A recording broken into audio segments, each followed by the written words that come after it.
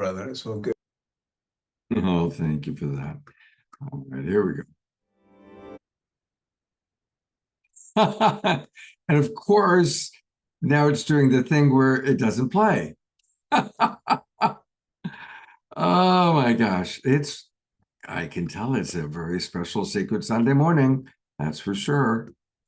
All right, well, we're going to try this again. Hey, everybody. Happy Sacred Sunday to you. We've got some wonderful friends in the Zoom room, and we are going to hopefully get our little Sacred Sunday show going here.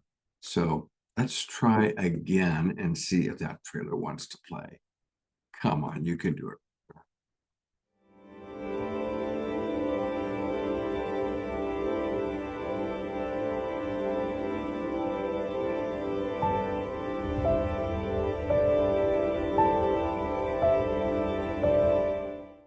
What if I were to suggest that you play a key role in the awakening world?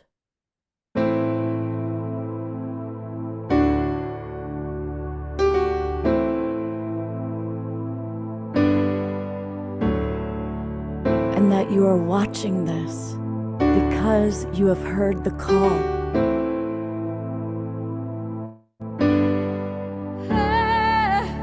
We can start right now by opening our hearts and minds.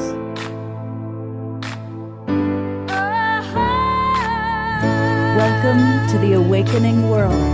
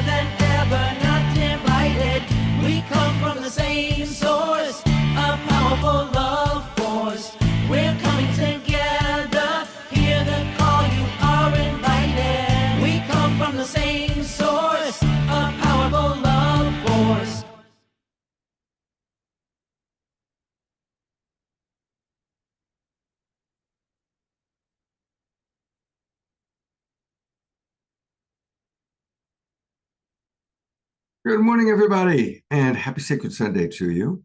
This is a special edition. And about once a month, we're trying to do a Sunday show, and it's going to be a hybrid experience. We've got some of our dearest friends in the Zoom room, and Beloved Omashar coming to us live from his home in Colorado. I am at the Enlightenment Expo here in Southern California. So here's what's going to happen.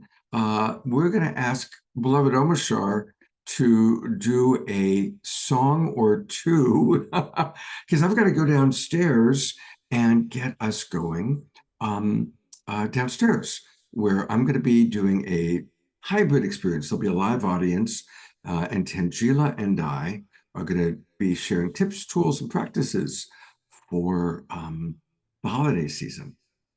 And then following that, Charlie Lamson is going to be doing a presentation on Sacred Fire Alchemy. Beloved Omashar, I'm going to bring you online and figure a couple things out with you. Welcome, my friend. Hi there. Oops. Hi there, beautiful man. Happy Sacred Sunday to you. Happy Sacred Sunday. So, yeah, here's what needs to do. I need to go downstairs. Okay. So if I can turn things over to you for like the next 10 or 12 minutes. All right. Would that be workable? Well, it's what it is, brother. So run. All right. Thank you so much. I'll see you in a little bit. Yes. And so it's beautiful to be with everybody. And thanks for tuning in on Facebook and YouTube and our streaming partners and all of the thousands in the Zoom room here with us. That's great. A worldwide broadcast. And let's do a little Christmas version of a very earthy song. This isn't a Christmas song. I'm a little loath to sing Christmas songs when it's really only the first week of December. But I'll throw the word in Christmas into this song just to make it sound special. And Omashar, I made you host. I don't have any power left, so can you remove me? Duracell. Oh, I need to remove you? You need to, well, just remove me from spotlight, so the spotlight's on you. Oh, wow. Because we want the full focus on you, partner. I know, man. And I have no power now. I gave you all the power. Dude, we all we all have spotlight. Remove spotlight. Hang on. Add spotlight. Well, now this one is only on me, I think. That's again. And then I can get rid of you. Ah. There we go. Whoa. That was my spoken gun. There's an amazing, beautiful thing on YouTube at the moment, and it's Dick Van Dyke at 99 years young. Holy smoke. Dancing around with Chris Martin from Coldplay. So go onto YouTube sometime today and look it up. It's just a beautiful Christmas feel from a beautiful man who's given so much over his lifetime. And anyway, I go there. I would love for you to see that. That is a great recommendation. Tickle my fancy, totally.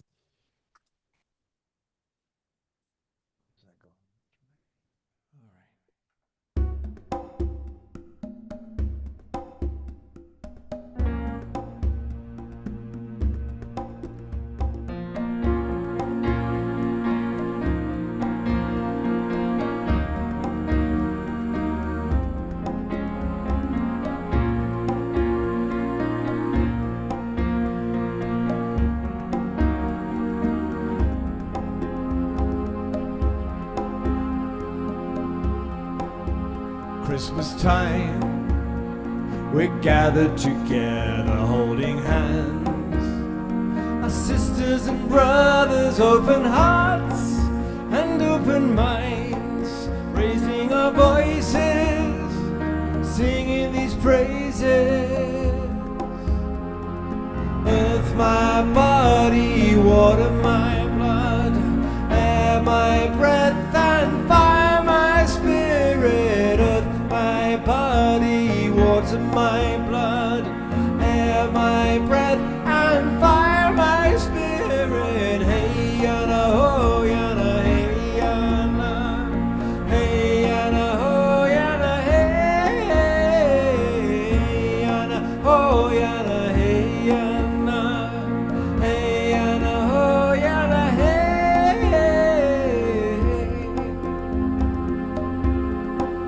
It's Christmas time, we're loving our mother, we are willing to love each other, open hearts and open minds. We raise our voices and sing these praises, sing these praises.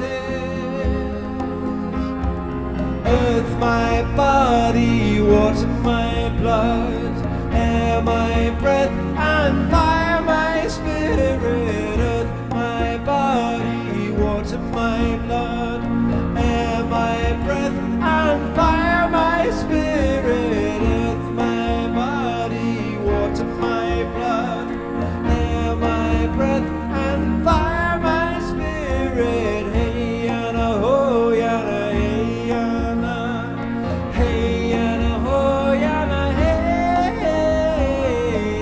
yana ho yana, hey yana, hey yana ho yana, hey.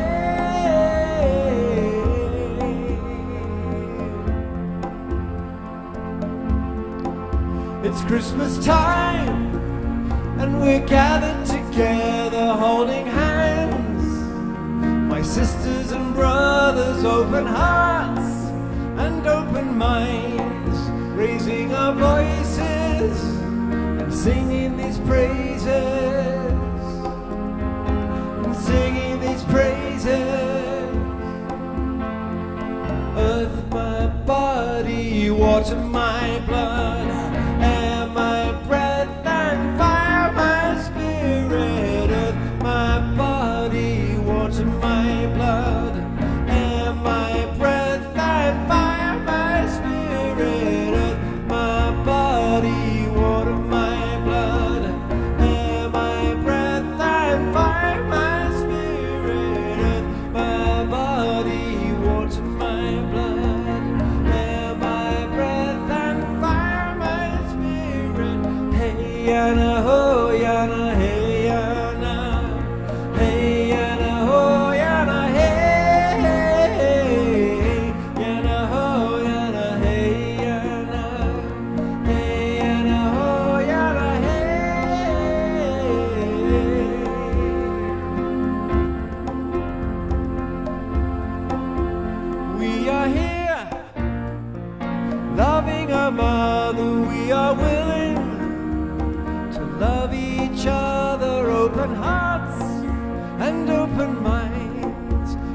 raise our voices to sing these praises, to sing these praises. Earth, my body, water, my blood, air, my breath, and fire, my spirit. Earth, my body, water, my blood, air, my breath, and fire, my spirit.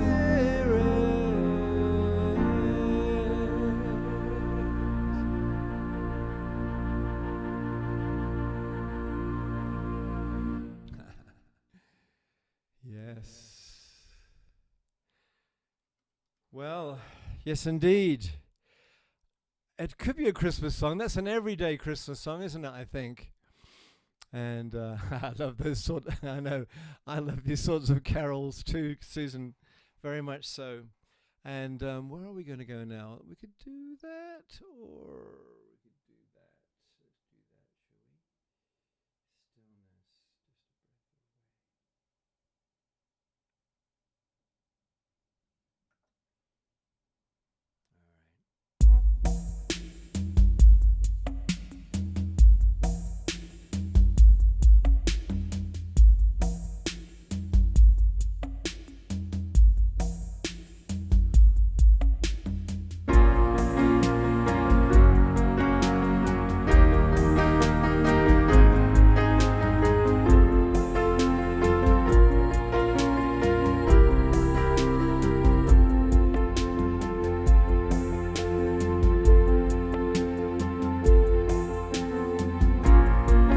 The quieter you become, the more you can hear in the silence, in the stillness.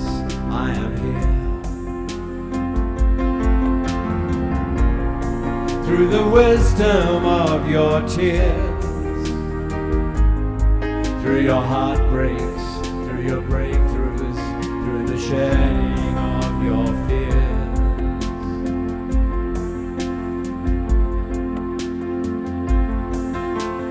Know that I am with you and guiding your way. Know that I am cheering you on. Truth lives within you and love leads us through. I love you.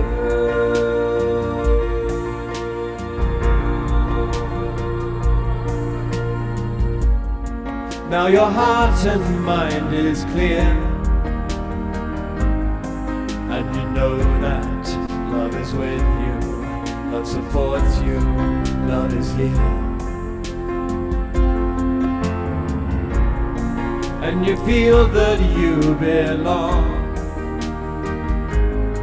and you're walking with purpose. You can hear your life's new song. Know that I am with you and guiding your way. Know that I am cheering you on. Truth lives within you and love leads us through. I love you.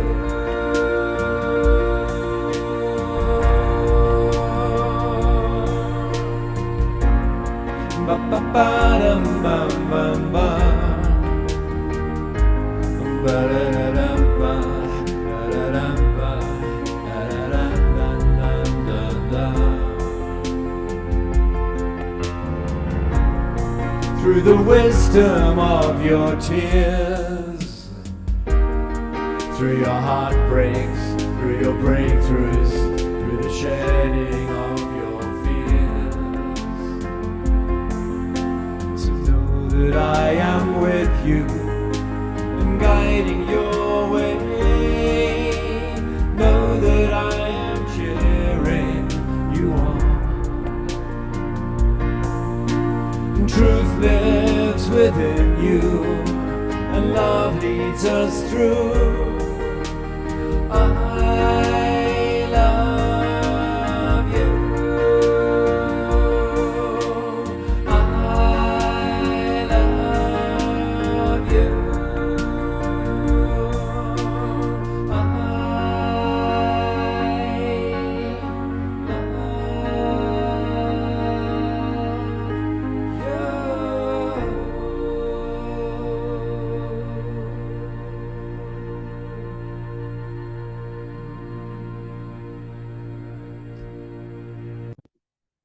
Yes, indeed, I do. And here we are. And well, we have a Scott to find. He was running down. There he is. Scott's with us. Hey, Scott. Are you ready, or should we do something else, young man? He's remaining mute. So how about...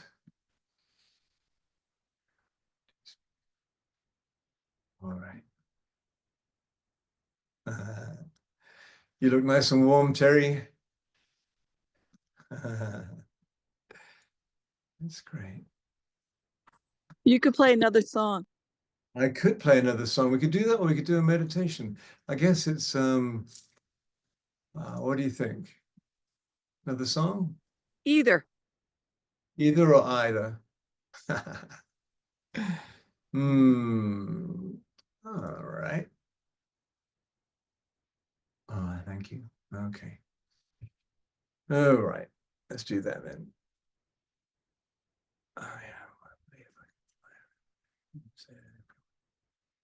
Just a breath away. All right. Just a breath away. Yeah. Okay.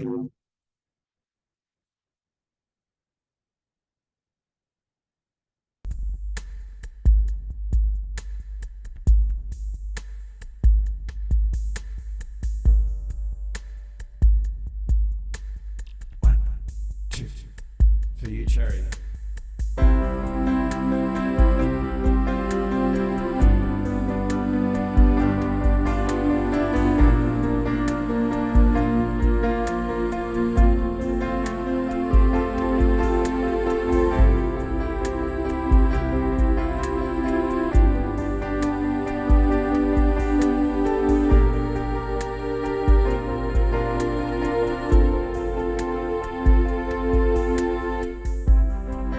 When you feel like giving up, when you feel like letting go, living in this ever-changing world, when it seems that all is lost and you don't know where to turn, the future seems so very far away. So just know there really is a plan. The sun will always shine, and with your hand in mine, all heaviness fades away. The love in our hearts will melt the darkest day. Ba-la-dum-bum-bum. Da-da-dum-dum-dum.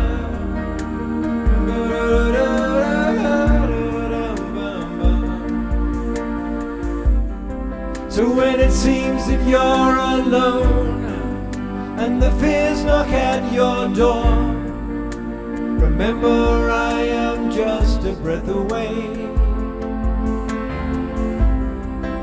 You are my brightest star, you've just forgotten who you are. Remember there is nothing in the way, and just know there really is a plan.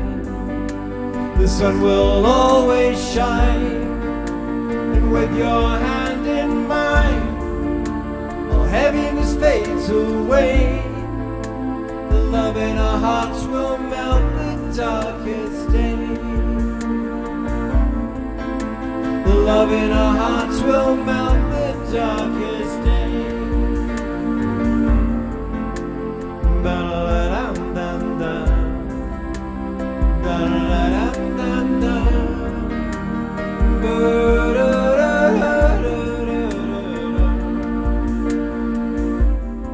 And I see that Scott is here, and he's standing right there with Tanjila, getting ready for their presentation. It doesn't really go very well, but just know there really was a plan. But Sunday took its toll and led us down this road, and heaviness fades away. So we'll make it up on the fly any day. The love in our hearts will melt the darkest day. The love in our hearts will melt the darkest day.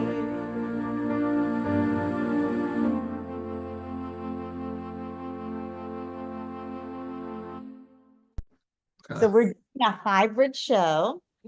We have an online audience and we have our in-person audience. So that's why we have the computer right here. Right. Yeah, so welcome to our live audience and welcome to our global peace drivers, and a big thank you to Omashar, who's our musical artist who's been playing music. We're on a live show. It's our Sacred Sunday show. Happy Soul Search Sacred Sunday to each and everybody. And a big thank you to Omashar for covering and making magic happen as only he can. And a reminder to support Omashar by going to omashar.bandcamp.com. I am not able to bring up that program right now, but will you be able to do a song for us as we transition around 11:55? Yes, I'm sorry to hear that you're going to transition, but hey, there it is. Yeah, as I transition. It is Christmas, yes. And I'm looking forward to this presentation. I'll be But I here. will return as Charlie Lamson at 12 noon. Yes. Yeah. Thank you so much, Omashar. Okay. All right. So we're, I'm just letting Manuel know we're live streaming both. Yeah. So Okay, perfect. we're So going let to me talk introduce- about this holiday season. So let me introduce you. Oh, Okay. So welcome everyone to our Soul Search Enlightenment Expo here in Santa Ana. We're delighted to have you here. I'm Tanjila. I'm the founder of Soul Search. And this is Scott Catamas. He is an Emmy award-winning television producer, as well as a love coach. And also he is prolific in this spiritual industry. He actually hosts an ongoing online show every Wednesday and Saturday called The Awakening World, which you guys can all tune into every week if you'd like, where he interviews. And actually I co-host with him once a month. We just did a show yesterday, last night. And we have an amazing online global community that tunes in on Zoom. You can also catch the show on Facebook and on YouTube.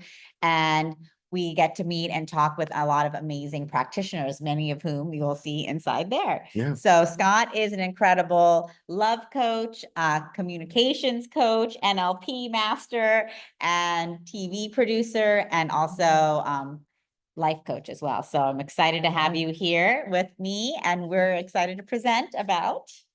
Wow. Well, thank you. That's quite an introduction.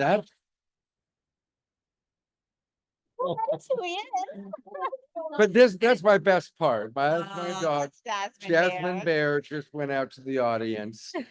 She right on cue, right? Right on cue. Yeah. Thank you. And hi to the Global Peace Tribe. Thanks for tuning in with us online and joining us here in Santa Ana. You guys all know Scott, but I wanted to make sure that everyone here in our audience got a chance to meet him. Oh, Well, you know, since you introduced me, I'm going to introduce Tanjila. Oh. This is the most focused woman I know. This woman, it's amazing how much she does. She's doing an expo every weekend. She's doing her Soul Search TV programs. She's bringing in amazing healers and finding people all over the world and connecting us.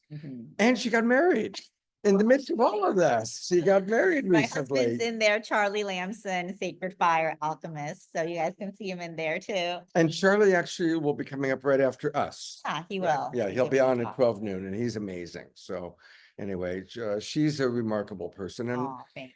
And you know, this is an incredible time in human history and on the planet, right? And it's in some ways, it's kind of scary. Yeah, there's some pretty scary things going on. But there's also most of the great spiritual teachers that she and I are blessed to know are all saying the same thing. This really is think about what a caterpillar's death is like, right? When a caterpillar's dying, it's dying and its world is ending and it's collapsing and it's turning into this goo. And it's a pretty scary time for that little being. But in that goo, all the imaginal cells find each other, coalesce, and become the butterfly, which then flies. Well, Tanjila, is helping to bring all the imaginal cells, like you and you and you, and together.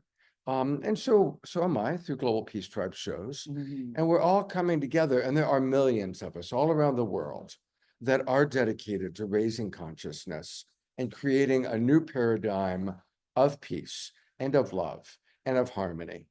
And so it's a scary time as the old paradigm dies, but that has to happen for the new world, the new paradigm to emerge.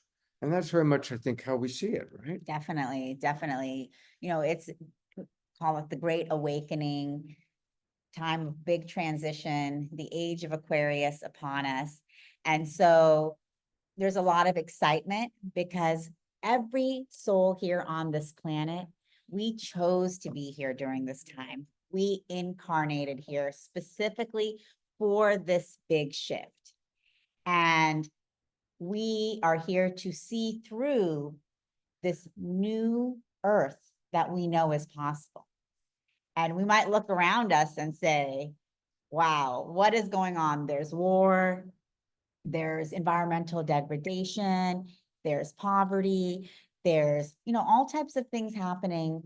And the news and the media also wants us to have a lot of focus on, what is going wrong on the planet. But we're here to usher in this new age where we're creating together. It's a co-creation of all of us as a collective consciousness of what we know is possible. And that's why it's amazing and so important when all of us get together like this. Because each one of us, as we heard last night, is this brilliant, bright light. We are this divine being. And when we are remembering that, we're able to shine our light even brighter. And then we're lighting up every person walking around us on the street, every person walking by us, every person we come in contact with. That remembrance begins to occur. Whether or not they know it consciously, our souls know why we came here. And during this awakening, that's what we're all here doing together, awakening one another to the true reality of who we really are as creator conscious beings. Some of the comments coming in from our Zoom room audience, Carol Craig writes, "We are the ones we've been waiting for." Who can relate to that, right? Reverend, the Mystic Monastery is run by our friend Jerry Anderson, who's online with us right now. He's got a 10,000 acre place in San Juan, Puerto Rico. And he writes, "We have been raised up for a time like this." Exactly. And Grace Denise writes, "Yes, we are the imaginal cells, and coming together with love, compassion, clarity, purpose, and vision, we can make the difference. We can stand up for freedom and for opportunity." And that's why it's important for us to come together in community, because it can be scary out there, and it can also be lonely. Who sometimes feels lonely? Oftentimes, especially when we go down a spiritual path that's different from our family and what we were raised with, we can be seen as the black sheep. You've got an amazing story like that, Miss Tanjila Islam, right? Yes. Yeah. Yes, definitely. And I think that's one of the reasons why we wanted to bring in the holidays and the holiday time, because obviously holidays are, a time for celebration. This is the holy time, whether you're, celebrating Christ and Christ consciousness or another religious holiday, but it's a time where in the consciousness, people are connecting with the divine and connecting with one another. However, that's different from each one of us. And the way that we grew up, the way we were raised, The families we're from, may celebrate the holidays differently than how we celebrate. They may view them differently. And so it's important that when we can come together like this, knowing and understanding that whatever boxes we were told that we had to fit into from when the day we were born, it might be your family box or your religion box or your people, your classmates, whoever they are, we're here now breaking through all of these old paradigms and matrices. And so when we come together like this, especially during the holiday time too, we're able to connect with each other, remembering what's important about the holy days for each one of us as individuals. And that might be different from how our family is celebrated or how they believe. And that's okay. But when we come together, we can start letting go of that guilt or that shame or that embarrassment that we might carry without even realizing it sometimes. We're like, oh, I'm over that. I know that I don't celebrate the holidays like they do, but it's okay. It doesn't bother me. But actually inside, we still might carry some embarrassment, some guilt, some shame. And without even realizing it, it's lowering our frequency. It's lowering our vibration. And that's okay. That's the human process. But when we come together and we realize, I still have some of those feelings. And I can just feel that. And I can feel like, wow, I feel some shame because I just, don't feel like being with my family for the holidays, or I don't celebrate with them like they want me to. And I can just sit with that and then let it go and say, that's okay. I'm with this family for the holidays. And that this is our soul family. And we have that connection. That doesn't mean we're putting aside who and what we grew up with at all, but we no longer have to carry the guilt or the obligation or the shame that might bind us. And that's a huge liberation that each one of us can bring forth for holiday time. Because when we liberate ourselves, we liberate everyone around us. Beautifully stated. One of the things about guilt, who out there experiences guilt? Anybody? Yep. Okay. So I have a wonderful tool for you. We get some guilters. So for those of you who experience guilt, congratulations, you're not a sociopath. For those of you who don't experience guilt, well, we're not so sure then. Oh, well, now that being said, here's the thing that's interesting about guilt. We do experience guilt because we care, right? We're not sociopaths, we care. But guilt causes the freeze reaction in our reptile brain. And so when we're experiencing guilt, and especially if we're racked by guilt, we actually go into paralysis. And good, caring people all of a sudden aren't able to function because the guilt creates paralysis. So here's the thing to remember. When guilt comes, don't stay there, but drop into the beauty of, we'll bring the dog back. Jazzy, come on. Jasmine Bear almost knocked over the computer. All right, sweetie, you're gonna have to come on over here. Come on, here we go. Up we go. She doesn't feel He guilty. doesn't feel though. guilty at all. That's the beauty, right? That's the beauty and the innocence of our pets and why we love them, because they don't give us guilt trips and then they don't feel guilty either, right? Guilt is something that we learned. We picked it up. An infant doesn't feel guilty. It's crapping all over itself. It does not feel guilty, right? But if you do experience guilt, then drop into the beauty of the care that's there. You feel guilty because you don't call your mother enough? Drop into the beauty of your care for your mother. You feel guilty about the way you spoke to someone? Drop into your care for that person. Because guilt does cause paralysis and it stops us from moving forward. So just find the beauty of your care that's underneath. So there's a little tip for you. And we're going to give you some tips, tools, and practices, because that's what today is all about. Exactly. And Scott, I'm glad you brought up that paralysis, because that definitely happens to me, where I'm like, oh, I didn't call that person, and oh, then I just feel so bad. I can't move forward.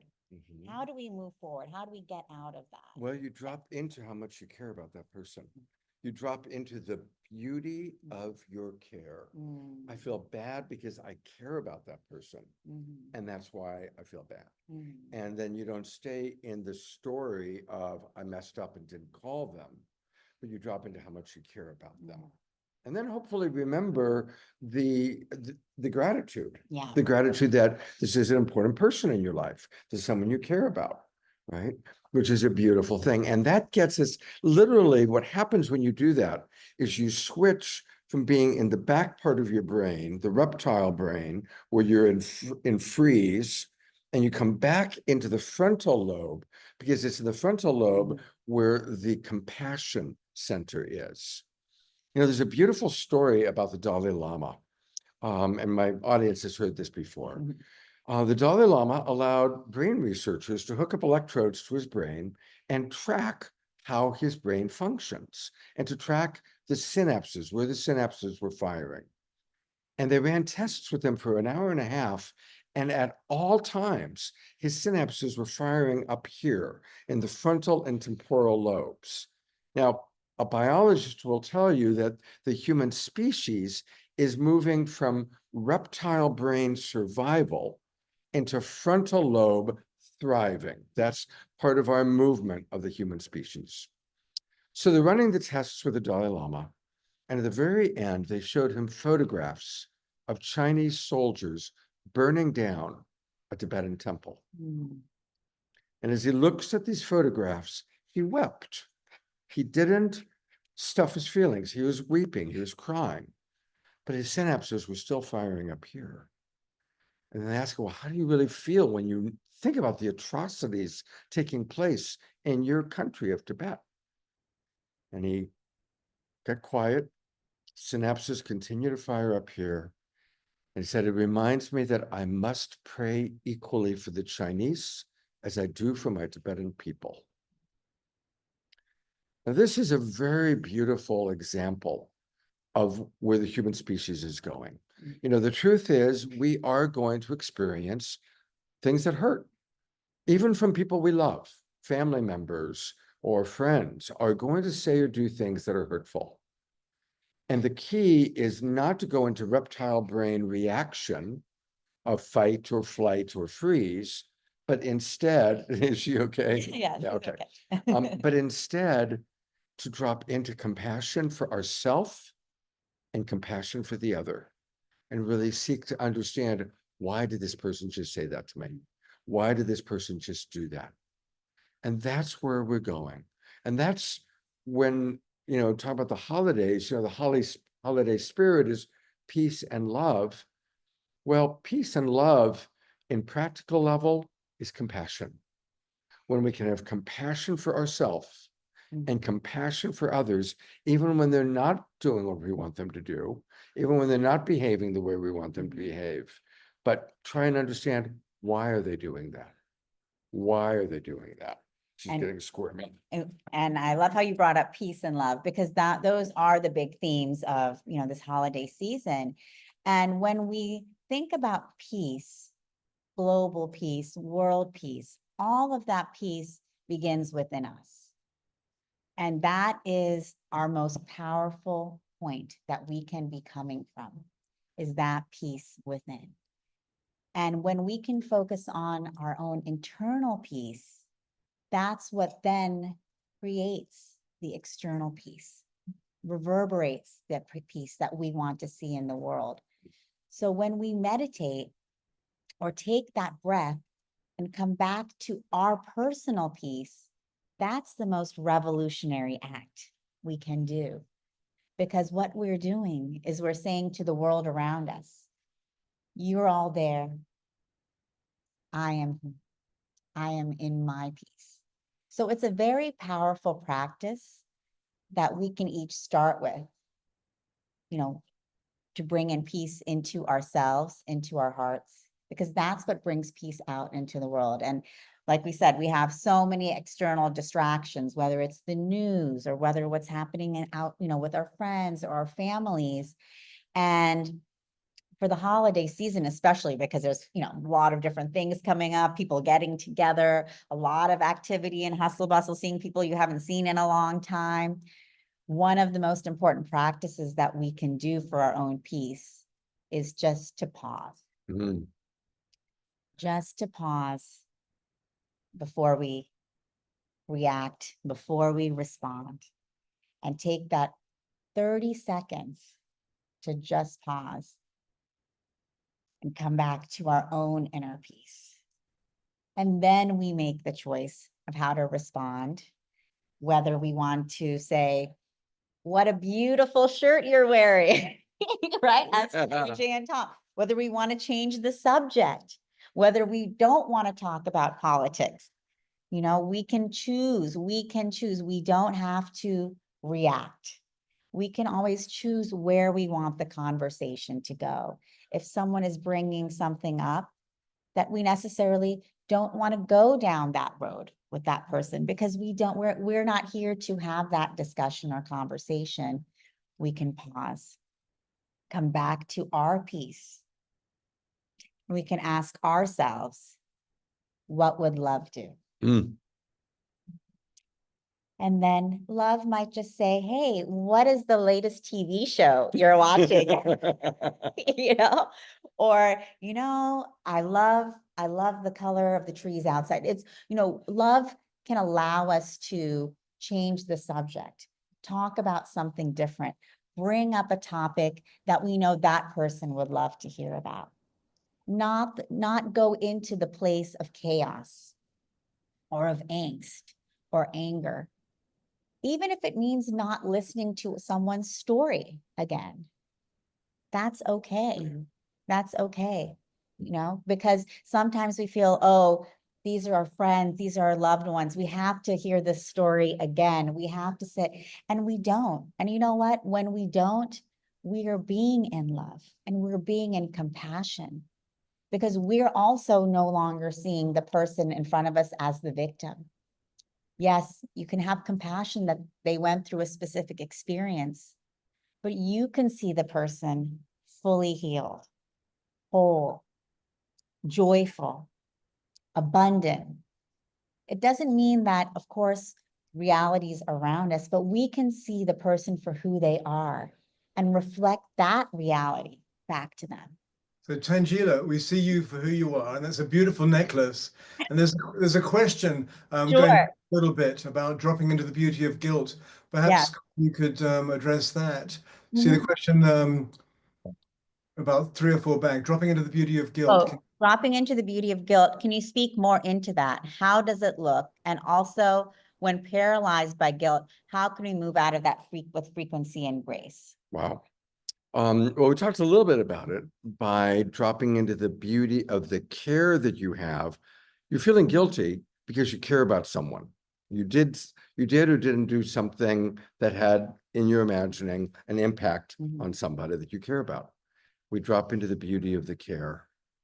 And we have self-compassion. My mentor was a man named Marshall Rosenberg. He founded Nonviolent Communication, which is a very popular worldwide thing. And I had the good pleasure to travel with him. We became friends. We taught together.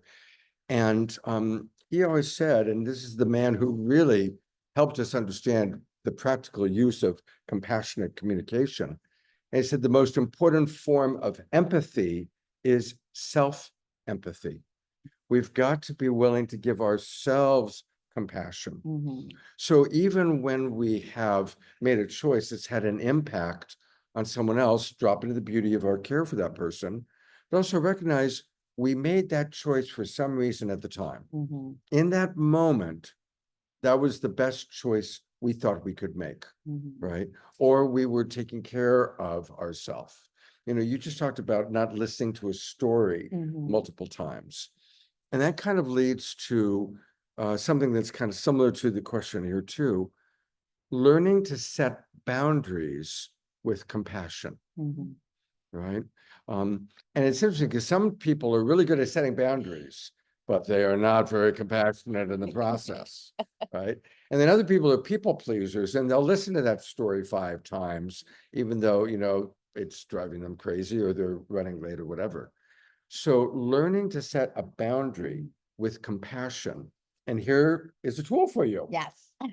I call it the boundary sandwich.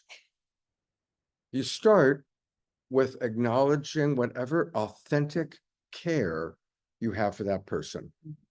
You know, whatever is true for you, you care about them. And you establish that. I do care about you. I like you. You're important to me. Whatever's real, it's got to be authentic. And then you set your boundary. Thanks for inviting me to your class. I really appreciate it, but I can't make it. I already have plans. You let them know what the boundary is. Thank you for asking me out on a date. I can imagine why you would want to, because I'm so awesome. And then the other side of the boundary is acknowledging and being present to whatever disappointment they might have. Because when we say no or we set a boundary, most of the time there's going to be disappointment. And there may be sometimes people then interpret it as you don't care about me. What did we do at the beginning? What was the first part? We established that we care about that person. And then after we set the boundary, we show care by acknowledging their disappointment or whatever might be alive for them, present for them when we set the boundary. Now, we don't change the boundary, even though they're angry or hurt or disappointed, but we give them the gift of acknowledging, I get how disappointed you are. You really wanted to go out on a date with me and the dog, or whatever it is. I'm being a little silly about that. But the point is, establish that you care, set the boundary, and then be present to whatever the reaction is without making them wrong for having that reaction, right? It's okay to set a boundary. It's okay that someone's disappointed. And just making that okay creates a field of care.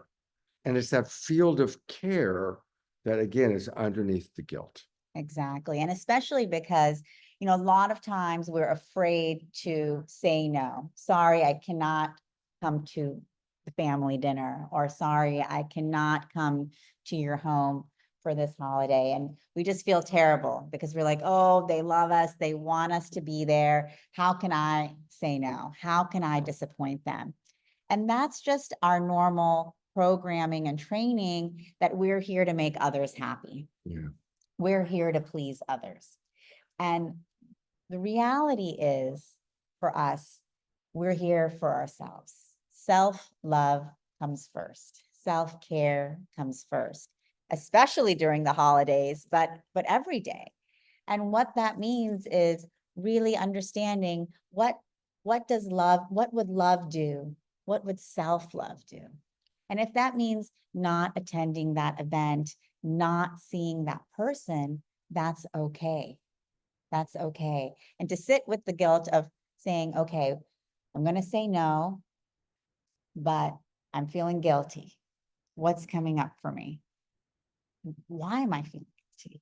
Or I'm feeling like a bad person. They've done so much for me. I should really be there. Okay. Okay, that's good. You can feel those feelings. Feel the understanding of, this is what's coming up for me. But what does self-love look like? Self-love looks like I need to be at home. I need to stay with this person, or I need to do my own thing, or I'm going to go to Tahiti. That which works, you know, but whatever that option is for you, feeling the guilt, feeling that it's there, and then letting it go. You know, saying that, you know, I was trained, I was programmed that I'm here to please others, that I'm here to live for others. But I'm now understanding and knowing and living, I'm here for myself. Because when I can live for myself, that's when I can be fully present and shine my light for others. And so this is a huge transformation that we're going through as a collective, because we're used to actually dimming our light for others. When we say that, when we do something or say something that we don't want to do, or say something that we don't want to do for someone else, that's not shining our light. That's dimming our light for the other person. But we're here to shine our light more and more brightly. And that means setting the boundaries with love and letting people know with love, I can't make it.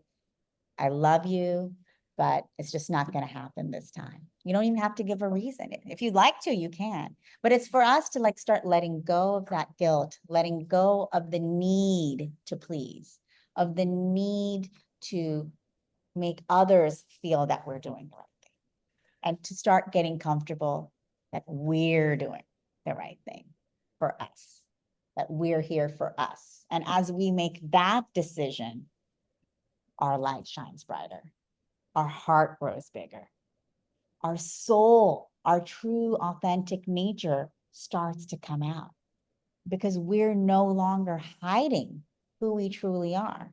I'm no longer hiding who I am for you and for you and for you, and being the person you want me to be and being the person you want me to be. And that's exhausting. So as scary as it might be for us to start shining our light, setting the boundaries and speaking our truth, again, we're here for liberation. And once we take that first step in love and we realize, oh, okay, I can do this. I can say no. I can make my own decisions for what I will do for the holidays or who I'll be with. And I can still give love and share love and be peace. We see that everything starts shifting around us. A lot of comments coming in of how profound this is, and thank you. And one of our people was talking about that they've reached the point where they prefer not to go back and be with their family. If we're lucky, we have relatives we get along with. If we're really, really lucky, we have relatives that we love that love us. And sometimes we're unlucky, and the family we were born into, we come to the conclusion, are not very nice people, or the kind of people that we relate to. So, and all things are true. Some people are blessed to have wonderful family members, and some people have challenging family members. And some people realize, I need to distance myself. And that's okay. She's been talking about self-love and self-care. And what's interesting is that, again, the spiritual teachers that I respect the most teach that self-love is not selfish. Mm-hmm. We were programmed to believe that. We primarily come from a Judeo-Christian background. Most of us come from Judeo-Christian, not yourself. But in that tradition, there's a lot of puritanical thinking and a lot of, martyring yourself, right? Mm-hmm. To martyr yourself is to be holy. To, be selfless is to be spiritual. And actually, that was a program to keep the serfs from rebelling against the king, right? Really, I mean, it goes that far back. The people in power wanted to keep the minions primarily powerless. So, they instituted religions and interpretations of religion to keep us down in that way. The truth is, the people that I know that love themselves the most are actually the most service-oriented people. Because when you're filling your cup, then you're giving from the overflow, right? And when we are fulfilled, our human nature comes in, which is to be of service to others. As Marshall taught, the greatest joy in life is being of service to others. And the greatest tragedy in life is when we don't know that. People who are selfish are actually people who don't love themselves. So they're desperately grasping from everywhere else to try and fill their pot, which has a hole in the, in the bottom. So the more water that goes in, it just goes right out the hole, right? So when we do have good self-care, when we do have good self-love, then we take good care of ourselves, but we also take good care of each other. Mhm. And talking about Christmas time and this time of Christmas, you know, celebrating Jesus and the birth, life and birth of Jesus and the life of Jesus Christ, you know, we can now start to look beyond religion. And who was Jesus? He was here for love. He was here. He made so many miracles happen, but he said, what I can do, you will do even more. You can do even better. And we are here for that time to walk in the footsteps of the Christ. And he was here for love, master of love, master of peace. And that is this true awakening where we're beginning to understand that each one of us is a master of peace. Each one of us is a master of love. And we have the energy of Christ and the Christ consciousness living within each one of us. We have the divine compassion of Mother Mary and the beautiful motherly love she carries for all. It lives within each one of us, and we carry for all. Beauty of Christ, Mother Mary, Mary Magdalene, all of these beautiful beings who we revere as important figures of our time, we carry their energies within each in us, and we do not have to now be subservient to anyone to connect with those energies.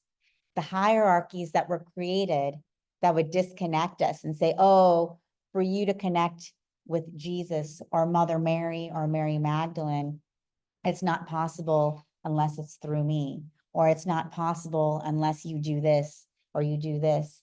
And the truth is, and that what we're all finding now, and we're connected, that we all have that ability to connect with the divine power in any moment and every moment. Whether you celebrate Jesus and Christmas, or you recognize the divine as Krishna, Rama, Shiva, Kuan Yin, Buddha, Prophet Muhammad, Khadijah, so many names, known and unknown, unseen and unseen, seen and unseen. But we're all here. Each one of us sitting here has that ability to connect ourselves with the Christ consciousness, with that peace and love that he exuded. So he was such a huge, charismatic, powerful being that we still celebrate his birth today. But that love, that great love that Jesus is, we also are. And we have the ability to tap into that great love, that great Christ consciousness, when we choose to love ourselves first and choose love, taking that pause, choosing love, setting the boundaries, and then connecting to who we really are. And as we connect to who we really are, we create the space in ourselves and in our hearts to let the light of the divine in and connect to Christ, connect to Mother Mary, connect to all divine beings, and really celebrate and create these holy moments together in the way that we know is possible for each one of us. And right now, because everyone is celebrating in this way, the field is wide open. Mm-hmm. The veils are very thin. Everyone is talking about Jesus and Mother Mary. Maybe they don't think about Jesus at all the whole year, and that's okay. But now the veils are very thin. The communication and the connection is wide open. So we can go back home or later today and connect into our heart and just open up that direct line to the divine and ask for guidance. Feel the love and feel the celebration of what the holiday truly means for us. Beautifully stated, beautifully. I want to acknowledge, by the way, a lot of wonderful comments coming in from our Global Peace Tribe audience. And Jerry Anderson, our mystic monk, reminded us that when Swami Beyondananda, who's a really fun kind of comedian, but also has wisdom, was asked, how did you get illuminated? He said, I guess I was at the light place at the light time. And, you know, that kind of goes along with what she was saying, because the truth is, the light of the divine is within each and every one of us. Now, it's okay to go to church, to go to temple, but ultimately, all the great spiritual teachers teach us the same thing. It's inside of us. You know, since we're celebrating, a lot of us are celebrating Christmas, Christ, Mass, a couple of things that's important to know. His name was not Jesus Christ. His name was Yeshua of Nazareth. He became Jesus the Christ because he attained Christ consciousness, which he told us is available to all of us. When he said, I am the way, the truth, the life, no man cometh to the Father but by me, he was not referring to an organization founded hundreds of years later by disillusioned Romans.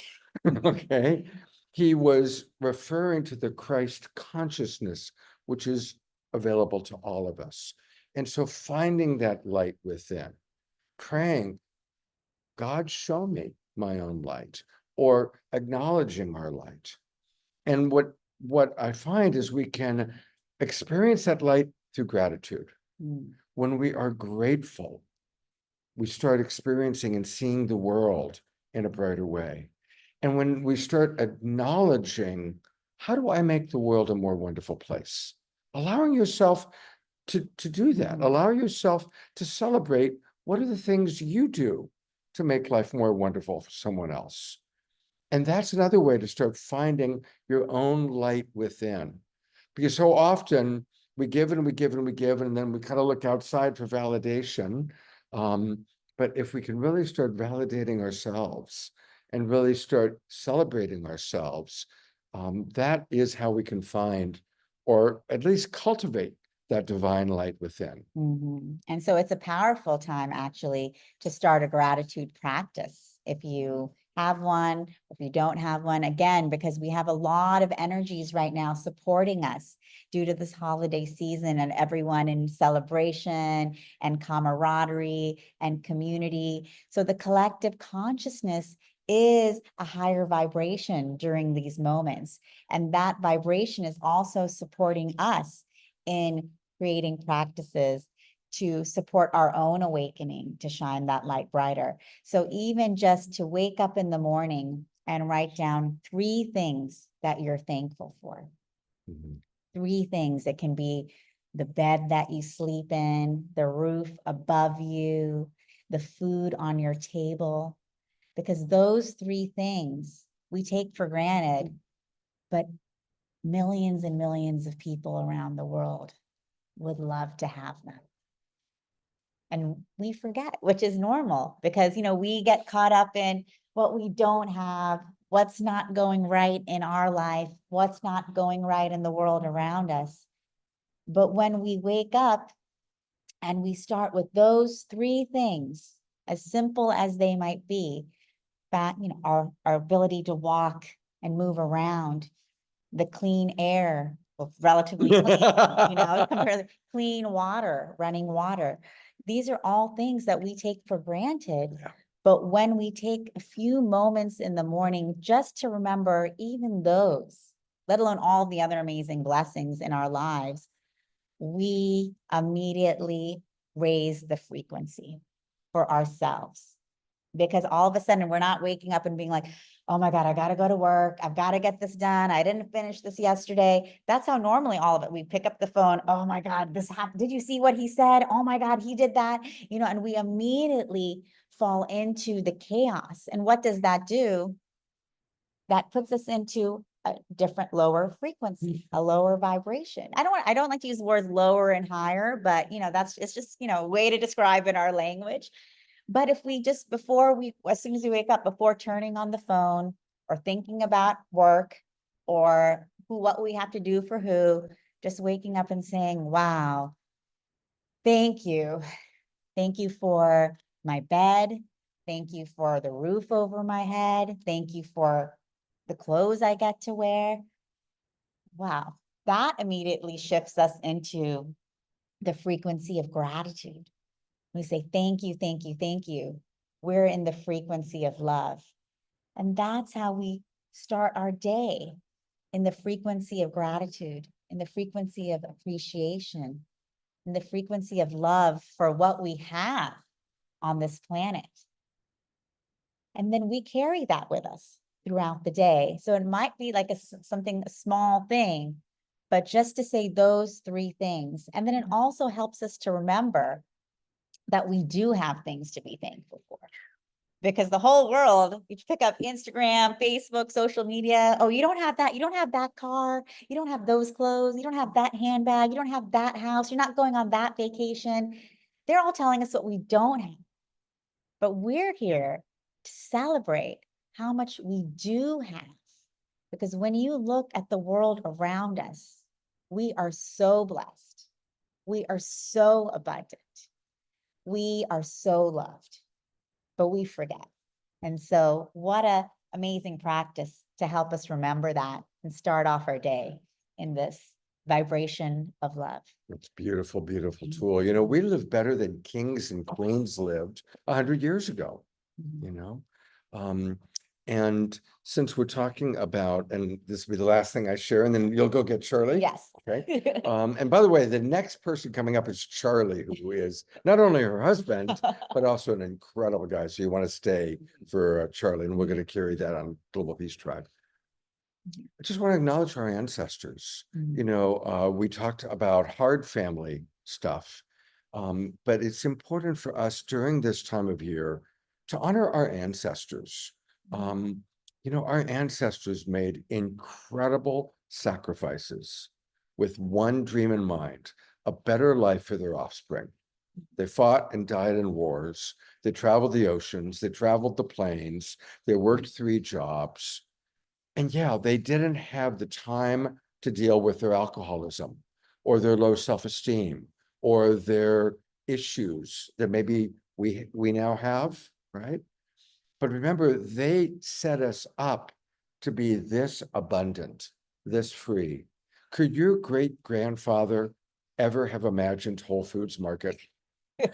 No, really, I mean, think about that. When I walk into Whole Foods and I think, my God, my ancestors just a couple generations back could never have imagined that you could walk into this place and get any of these things, you know? So we are living in an incredibly abundant time, and it's because of the sacrifices of our ancestors. And with that freedom that we now have, it's up to us to pay it back by dealing with the alcoholism, by dealing with the low self-esteem. And guess what? We've got the freedom to do it, and tools like you're going to discover today here at Soul Search, here at the Enlightenment Expo, because the different people inside that room have tools to help you with better communication, to help you with better health, to help you with more connection to your spiritual self or your divinity. So I want to kind of close this part of our time together just by, let's honor our ancestors and let's do our work. And let's be grateful that we've got the freedom and the abundance and the tools that you're going to find inside that room or through the Global Peace Tribe shows to deal with those things. Yes, beautiful. And so just to close, thank you guys for coming here today. I'd love for us to we only have a few minutes. So just close our eyes and take a deep breath in and exhale. And then another deep breath in, breathing into our spiritual heart and exhaling. And as you exhale, just feel at peace. And just feeling the peace and love of who you truly are as a divine being here on this planet. Feeling yourself connected to Mother Earth, Mama Gaia supporting us, and connected to the heavenly celestial realms. As you feel your soul rising higher and higher and higher, feel your connections to the angels, the archangels surrounding you and loving you. Feel Master Yeshua, Jesus of Nazareth, Mary Magdalene and Mother Mary, Buddha, Kuan Yin, Moses, Abraham, so many more prophets and masters all here with us in this moment during these holy days. Breathe in the love that you feel surrounding you, knowing and understanding that this divine love and support is with you in all moments, and that we can connect and communicate with our ancestors, the ascended masters, our spirit guides in every moment. And we celebrate together this new awakening of the new earth that we usher in together, feeling the eternal peace of who we are and feeling our heart expanding wider and wider and wider with the unconditional love of Source,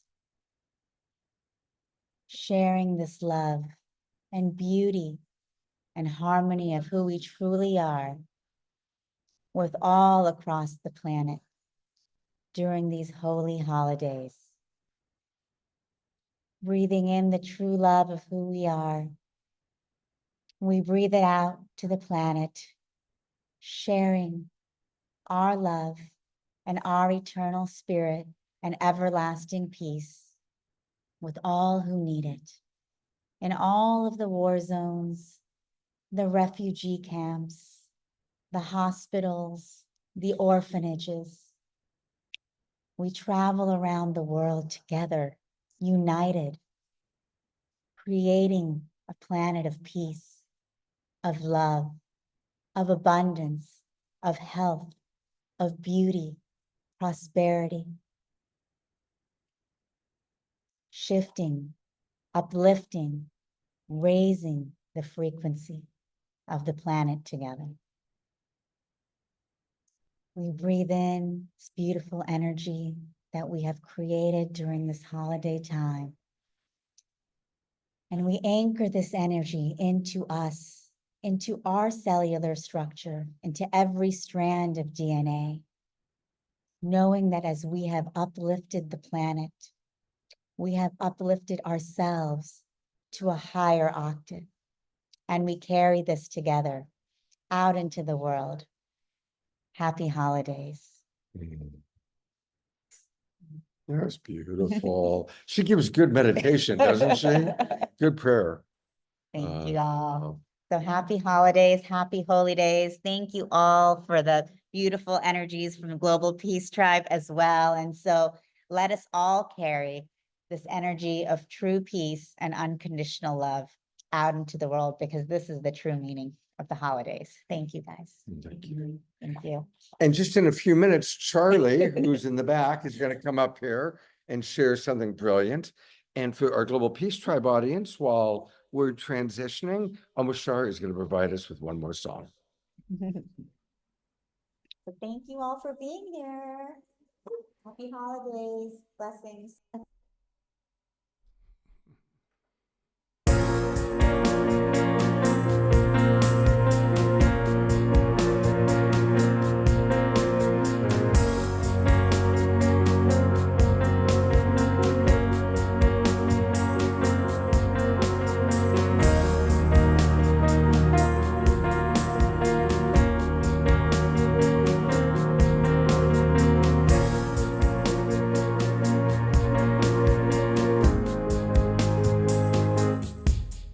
I believe in true love.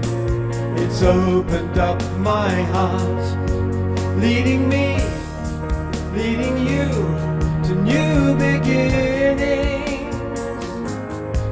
And I believe in the one love that takes you by the hand, and you hear in a whisper of something to show you. Each day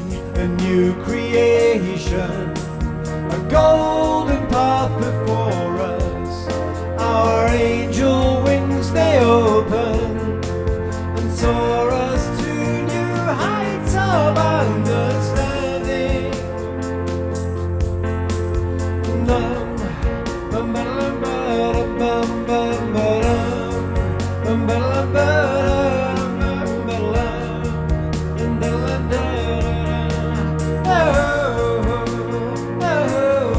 I believe in the one voice, the spirit of our land, blowing me, blowing you, home to forever. And I perceive, not so far away, a world that breathes as one. So I live for this day and no more tomorrows. Each day a new creation, a golden path before us. Our angel wings they open and soar us to new heights of understanding. Love, bum, ba, dum, ba, dum, bum, bum, ba, love, bum, ba, dum, ba, bum, ba, love, bum, ba, dum, ba, da, da. Oh, each day a new creation, a golden path before us. Our angel wings they open and soar us to new heights of understanding.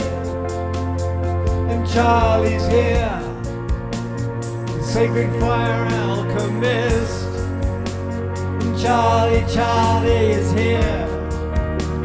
So looking forward to your presentation.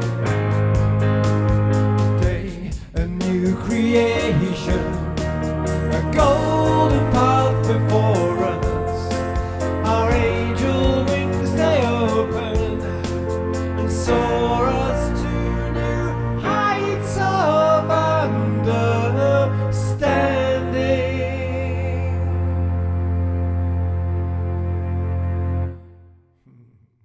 Let's give a big twinkle to Omashar, who once again saved the day multiple times today, playing amazing music. Thank you, everybody, for moving and grooving and dancing to the music.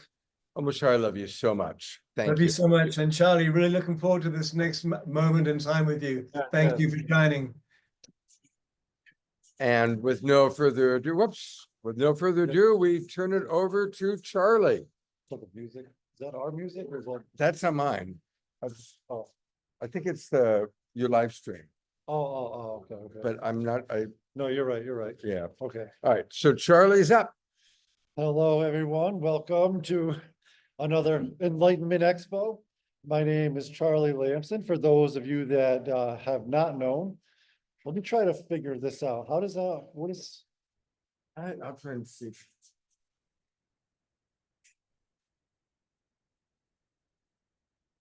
Yeah.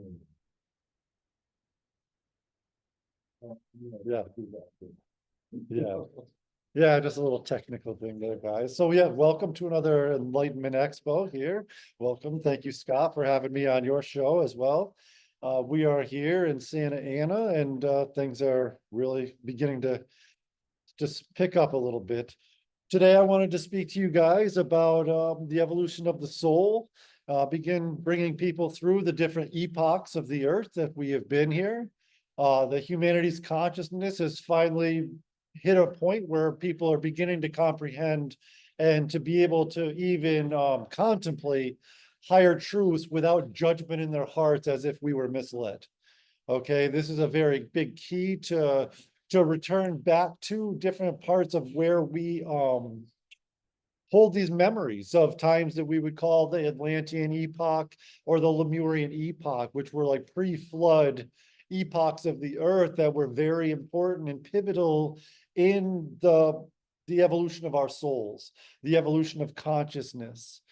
It was a very big feat for the universe to begin individualizing itself into self-thinking aspects of itself, okay, which is what we have become. Okay, this actually, the miracle is that we can actually pretend that we're individual consciousnesses right now. And this is steps down from many different dimensions and through a great length of time. And it is starting to come into the consciousness now that people are having memories of like dreams of Atlantis and these other times where things seem different. People were very evolved in their magic. What we thought about just started happening, yet we did not hold memories.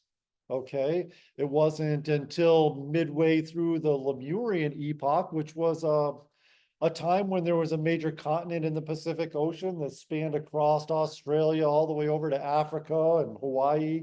It was a massive, massive continent that we called Mu or Lemuria. And it was the epoch of this time, lasted millions of years. And we developed finally for the very first time, individualized thinking, okay? And it was done in the women's body, the feminine body began starting to magnetize thought forms that were around them, and they were able to hold them, okay? It was a very unique time. And so for a long time, this is when you'll hear people talk about epochs of the earth when it was a matriarchy that ran the earth, because women were the first ones to actually become more aware, I guess you could say. After millions of years of embodiments, we lived very much in a universal energy where we were all very connected. But we didn't know that we were separate or even trying to be separate from source. So we constantly lived in the world and not of it, but we were just directed by our feelings of what to do. It was like something else was telling us what to do. We were very, very connected. And then when the individualization began taking place, we went through a process of almost like testing to see if you would completely give your power away to whatever's telling you what to do. And this is very similar to what we're experiencing now. And these testings almost happen at the time of a shift in consciousness. Okay, and for us in this modern age is like, how much power are you going to give to your phone and to media and like overwrite your own intuition on what's real, what's to do, and things like this. And but very incrementally, and because we had decreed after the last flood in Atlantis collectively as the God presence of the I am that I am, that we would never flood the earth again. But it was a collective decision to do these resets from the beings that were here working on these planes, but there's nothing left to learn from this. Now, I want to walk you back just so you understand how long we've actually been incarnating on the earth as God beings, not as animal beings, but as like God beings, has been for close to 16 million years. Okay, and we were not as dense as we are now. We did not have as much weight. If you had physical eyes, our eyes looking upon the beings that we were would look like they're ghosts, they're very ethereal. The earth was not as solid as it is now, yet it was solid for us at that time because the frequency of the vibratory action and the electrons and the atomic structure matched us. Okay, when we ascend to a higher state of living that we can't even see side by side with us because of the atomic frequency, whether it's angels or fairies and things like this, they're all here, they're all side by side with us, but they're on a different vibratory action, a different revolution of the electrons spinning around the atoms has sped up to a degree that we can't see them from the physical octave. But they're all right there. And this is the octaves that we used to live in. That's why I shut it off. Sorry. That's all right. My testers.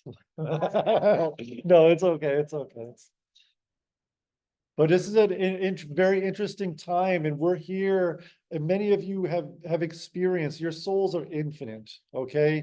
And it's been deemed from the hierarchies, the angelic kingdoms, that it is, and from our higher selves, that the two things that have really held humanity in a matrix of like refusing to ascend into a higher, to evolve, it has been the fear of death and the fear of debt. These two things are illusions. And the way that they're going to start beginning to help us, we're going to begin remembering incrementally our life in between lives. We're going to remember choosing and applying for our life to come into the physical embodiment and understanding we come here to take on the worst, I mean, what we could consider traumas and all these different things to overcome, because it's literally the only place in the universe that we get to experience those things in our local universe, to be able to have a third dimensional body and forget that we're all aspects of God. You know, we're like fully in the physical. And now that we've worked all of this out after it took 15,000 years, you know, since the flood, about approximately, or 13,000 years to, we bent the axis of the earth. So we were like completely disconnected and the world started wobbling like it does now. We have our seasons and all of this kind of thing. But incrementally right now, as our consciousness is awakening, we're starting to see the axis of the earth slowly but surely is starting to go into an alignment.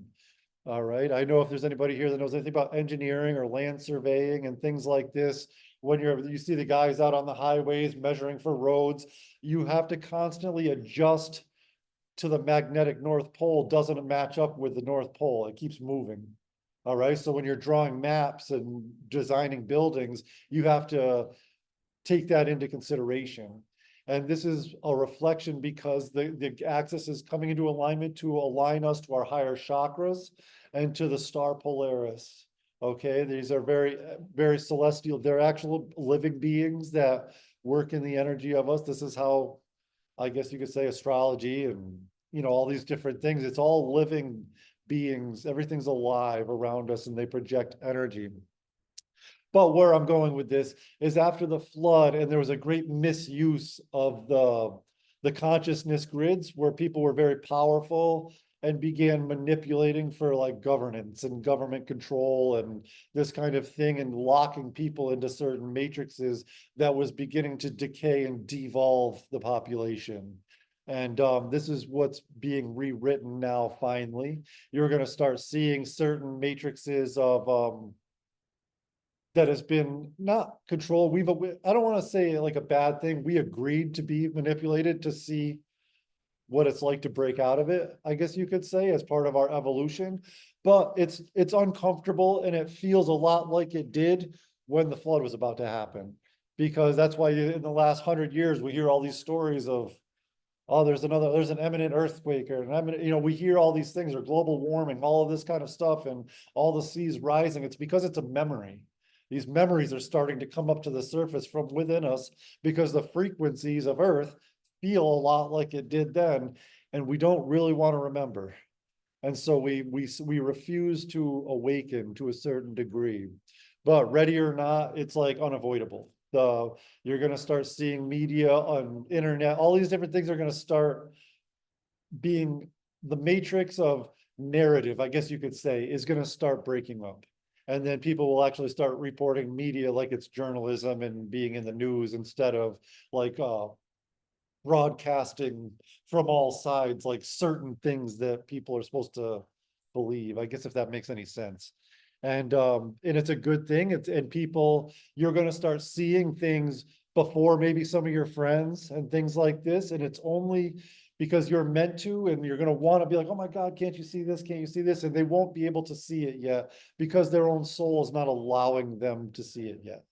Okay. And it's, we just have to be patient. We just allow it and know it's unfolding. Enjoy that you're starting to see the light break through this matrix, which doesn't seem like the light to a lot of people. They're going to be like, I don't want to change. I don't want to worry about this. What's going to happen to the banking? What's going to happen with crypto? What's, you know, everything that's in our life today, people will start having a fear that something's changing. Everybody knows everything has to change. That's the one constant in everything, is everything changes. But when it comes down to it, it's uncomfortable. Okay. And so we're right at that point right now where it's like a little uncomfortable, but everything is changing for the better. There's a higher plan that each of us carry keys to visualize and bring into us. And this was hard won. This is something that's been activated over millions and millions of years. To become a God realized or a self-realized being in the physical body is extremely unique. We're in like one of the lowest dimensions that you can actually live and become self-realized at the same time, and understand what some of these teachers would say, like, I am in the world, but not of it. Okay, we are living and learning how to be in the physical body, having a physical experience. And now the next phase of evolution is bringing our higher self, our eternal self, into the physical body, consciously and with awareness. And this is right where we're at now. In the next decade, we're going to start seeing people embodying this. This is like what Jesus and other people that have reached this Christ consciousness and the anchoring of your higher self, your eternal self, into the physical body is what's occurring, where you can maintain a high vibratory action with the electrons revolving around your atoms and still be in the physical plane, having an effect on the physical plane around you. When the masters would talk about one day you will have dominion over the earth, this had nothing to do with kingship or dictatorship. This means that your radiance begins affecting reality. And when the higher the vibration, the higher and the faster the electrons are spinning around the atoms and they're harmonized within your body, and you get through the process, you begin creating perfection wherever you go. Because everything around you, even the bodies of the consciousness around you, the people around you, will respond to your energy. Okay? It's not miracles. There's science behind this that look like miracles. When you could touch somebody and they heal, because the truth is there is nothing but perfection. Everything else is like a distortion in the field that we've sort of created, it's like a dirty window. And as your vibratory action gets faster and faster and stronger, we are beginning to fully realize that we have effect on reality. Even the very light particles and the very electrons in our energy field are going to begin responding, where you can now use your God power of imagination and visualization and visualize your food on the table, and the universe has no choice but to make it manifest. Okay, the very electrons in the air will transmute into whatever it is you visualize. That is what is spoken of dominion over the earth, dominion over the molecules, dominion over this. And it is possible. There are at least thousands on the earth doing this right now. All over like in the Himalayas, the masters, they can create fields of energy around their body, in their aura, and just walk in robes and sandals in the top of the Himalayas and they're not affected by it. Okay. And it's also the other way, the other way around, where we've got to wear all this Nordic gear and climbing gear, yet the guy that's guiding us is wearing like a robe, and it's like, it's because they've got mastery over these things.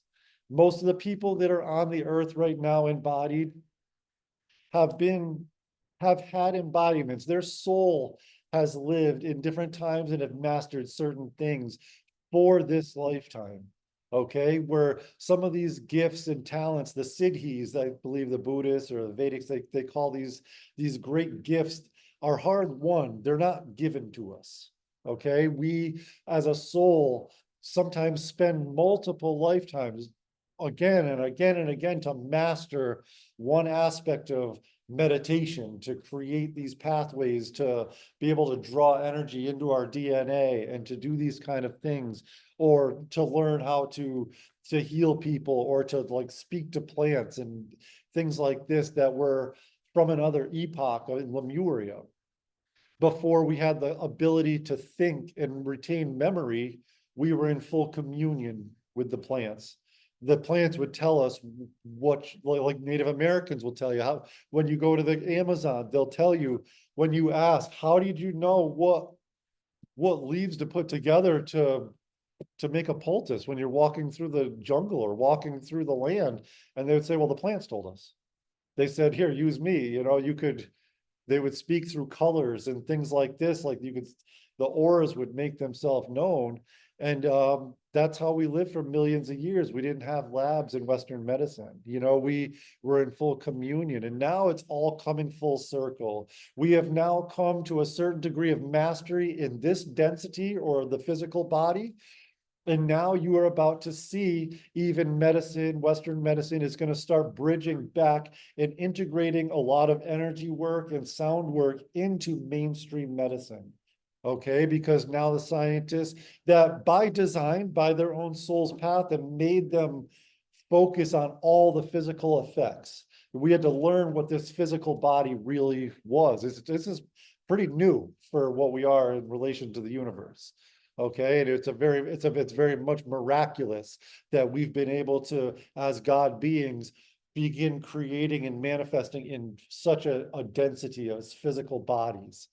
And so it was part of our soul's evolution as well to not go into judgment over when we hear things about big pharma and Western medicine, but to also acknowledge that this was a very pivotal point that needed to be known. I mean, Leonardo da Vinci and masters of those ages, they very much studied the physical body because it was so unique, and it needed to be known and anchored into the consciousness before we could start bouncing back and become the next level of evolution, which is known as the Homo luminous or Homo sanctus being, which will still be physical, but will be back more into our eternal youthful.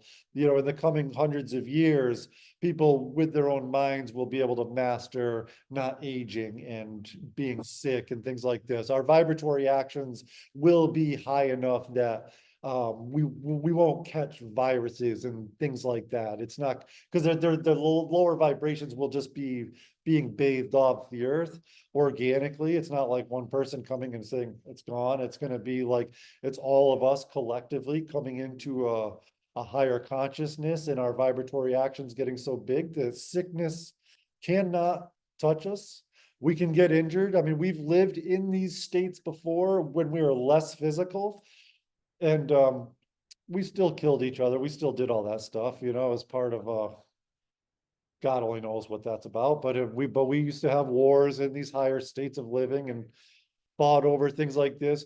But we did live 400 years, 500 years. And even when we did leave our bodies, we basically meditated out of them in perfect form.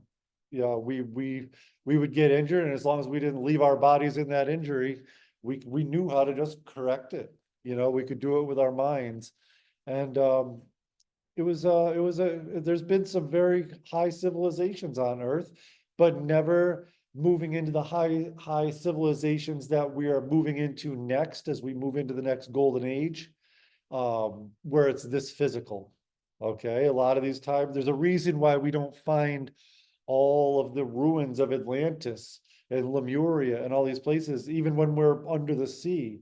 There are a lot of remnants, but we don't find the bodies is the thing. We hear the stories of finding giants and, you know, skeletons of mummies that are 12 feet tall and things like this, which is true. This is really what we were. We were less dense, so we weren't so compacted into a 5 or 6 foot body. We were lighter. There was more space between the atoms of our body, which made us taller. But what happened is when we decayed, it was also less dense. So it would disappear almost. It would etherealize instead of being like bones in the ground that takes hundreds of thousands. You know, at this density, it takes a long time for the bones to actually break up and turn back into dust and be back in the earth, where it didn't take so long before. But towards the end of these epochs, the energy did get a lot more dense. So we do have some remnants that will be discovered and displayed very shortly. In the next probably 50 years, you're going to find that there was great high civilizations in what we call the Amazon today, that were probably 50 to 100,000 years ago. And these were other epochs. This was in the Atlantean epoch before the flood. That was a golden ages, you know, parts of the golden ages. We've had these cycles go through where there's great ages of enlightenment, and then we fall and then we raise again, but then the epochs will change. We are in the post-Atlantean epoch right now and getting ready to begin birthing what we're calling the seventh root race on the earth, the seventh and the final root race, which are very like godlike beings, and they're going to begin, if they haven't already, these children are going to begin incarnating in South America. There will be like kind of red hair with blue eyes, and like but also like very tan skin, not like we see like Irish people, like in Ireland or the Celtic kind of traditions. It's going to be more and they're born very gifted. They're not going to forget who they are. They'll be born with the ability to levitate and this kind of thing, because they're the next phase of humanity coming into incarnation. And we've accomplished the mission of helping the previous root races, where since the fall of our consciousness was in the middle of the fourth root race. And then we've also been in part, now we have multiple, like what look like races on the earth right now, is aspects of different root races that have been merged here. We used to come in, there was other epochs on the earth.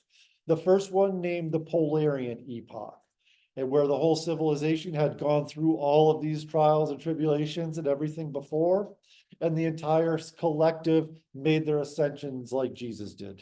The entire population of the earth made their ascensions and would pave the way for another higher being to bring in their root race. And they would go through all their evolutions, all their cycles, they would work out all this stuff and make another one. The second one was called the Hyperborean epoch. And then after this, we had the Lemurian epoch. And this is where we started getting stories about star seeds and the Pleiadian mothers and all these different stories that are probably going to start coming into your consciousness. This is where the stories came in about the Anunnaki and like aliens coming and adjusting genetics and things like this, because we began a project in that epoch to begin welcoming souls that were not able to ascend from other worlds. Okay, and in the Bible, when it speaks of the in-breath of God, the universe breathes in the way that we are meant to breathe, in a 4-step breath. The breathe in, a pause, and breathe out, and pause. Okay? On the out breath, the universe expands. From the great central sun, it expands out. We create worlds without end. And then we pause.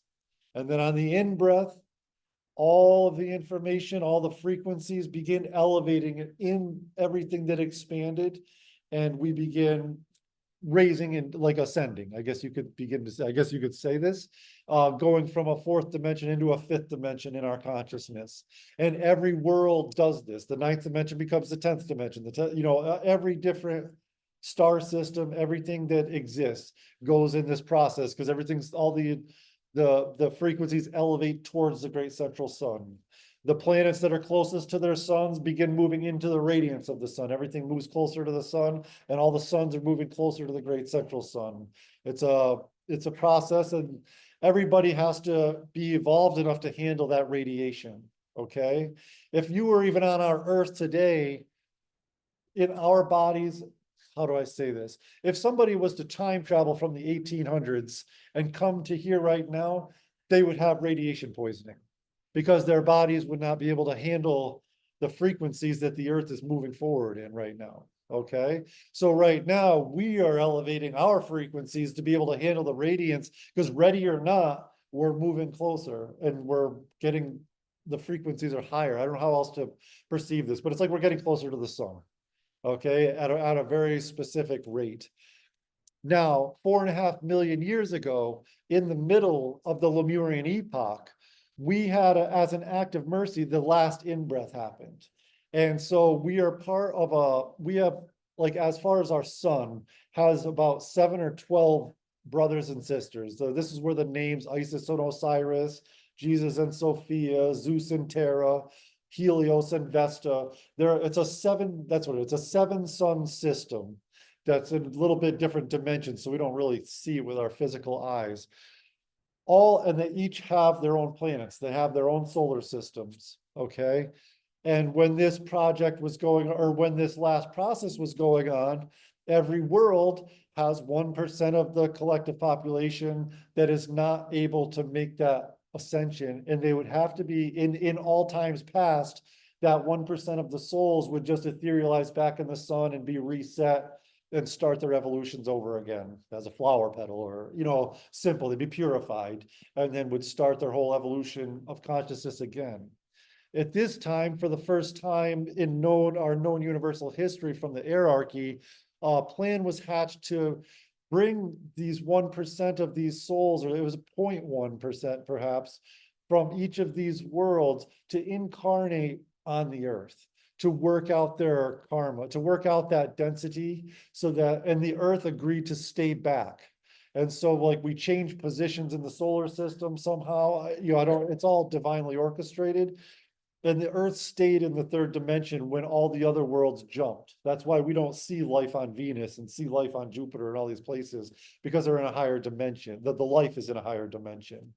Okay, and so we took them as an act of mercy. We thought it was going to take one cycle of about 26 or 30,000 years to allow these souls to purify their consciousness, and then the earth was going to catch back up to her brothers and sisters. But what was unforeseen was that all the thought forms that affected those souls on all these other worlds, even though everything's behind the veil. You don't know you're from another world or anything like this. You're born into the population, but then your astral body still carries the imprints of all the things you've been through, the traumas, all the stuff that kept you in that frequency. And that's what we have to learn. We had to learn how to dissolve within them. In that time, instead of humanity being able to heal them and nurture them and walk them through, and there was a priesthood and the high priest to really help them neutralize that energy, instead humanity started playing with the thought forms. All these different things of power structures and all this kind of stuff was new to the earth for after millions of years, and it was never even known. This is like what the Garden of Eden, I guess you could call it, this was. It was just perfection, and we were all very ethereal, and we just followed our feeling and our heart and all these things. We didn't know what a lie was. We didn't know what any of that kind of thing was. And we began playing with those thought forms. And it took us another 4 million years to finally work through this system, rise and falls of civilizations, until finally it was revealed to us that this was meant to be a huge melting pot of the universe, and it made Earth like a school, like something that was like every soul was always protected. Okay, nobody was gonna like lose the game, but we would come into this game to like use these energies and heal, and we finally have done it. Like all of these souls that were stuck have all been elevated, and now there's like other systems of worlds that some of the souls that were here pure that got infected by all this stuff are able to start, they're going to another place to like start working out their stuff. And now we are moving forward, like ready or not. So this is a great time to be here, and all of you have played a huge part in this. Okay, whether you know it or not, you're going to start remembering why you're here, and it has nothing to do with our jobs or the stuff. It's like literally to be breathing and being feet on the ground to allow higher energy from our higher self to begin elevating things. And the last ditch effort to hold the earth back was 100 years ago. You know, there was a 100-year plan hatched from, you know, the dueling spiritual forces of the earth. And, but it was never gonna go the other way. You know, now it's been dissolved, and we're starting to move forward into a new golden age. And the age of Aquarius is being bathed, the great central sun is bathing us in a violet ray, like a violet fire that is transmuting all the discordant energies, all the war thought forms, all the governance thought forms, all those things that have been holding people leveraged, and all those kind of energies are being brought to the surface now. It's important as this happens, because there are many people that we have looked up to, whether it's, you know, we've idolized them, or in politics, all this stuff. There's a lot of stuff that is coming to the surface right now. It's important for us to not condone the behaviors, but just don't let the judgment sink into your consciousness. Like, let it move through. It's like a great final detoxing, and it's all consciousness. All these people, so many have been leveraged and misused and not known how to get out of it, but they are all humans and they're all us. And it's important for us to just allow this process to unfold within our own consciousness. We don't have to get into arguments with our friends and families and stuff. Just know that there's something occurring, and it's orchestrated. It's orchestrated by a higher plane to help the earth move through. She's purging so many thoughts that were so dense from many epochs, all the way through Atlantis, and of traumas that have been stored right in the minerals that are like now being purged up to the surface. So a lot of things that we see like being triggered on the earth, it's not like the people or the races, it's like thought forms that are affecting them. Okay, and it's important for us to just keep praying and blessing. God bless the earth. Let these higher beings bathe the earth with these violet flames and transmute this energy once and for all.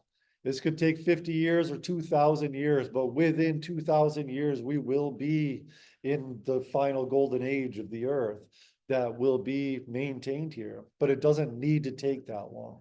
So keep dreaming big. Let your thoughts be of what you imagine heaven on earth would be like, without thinking how you would have to fix it, or, oh, that'd be impossible, we'd have to do that.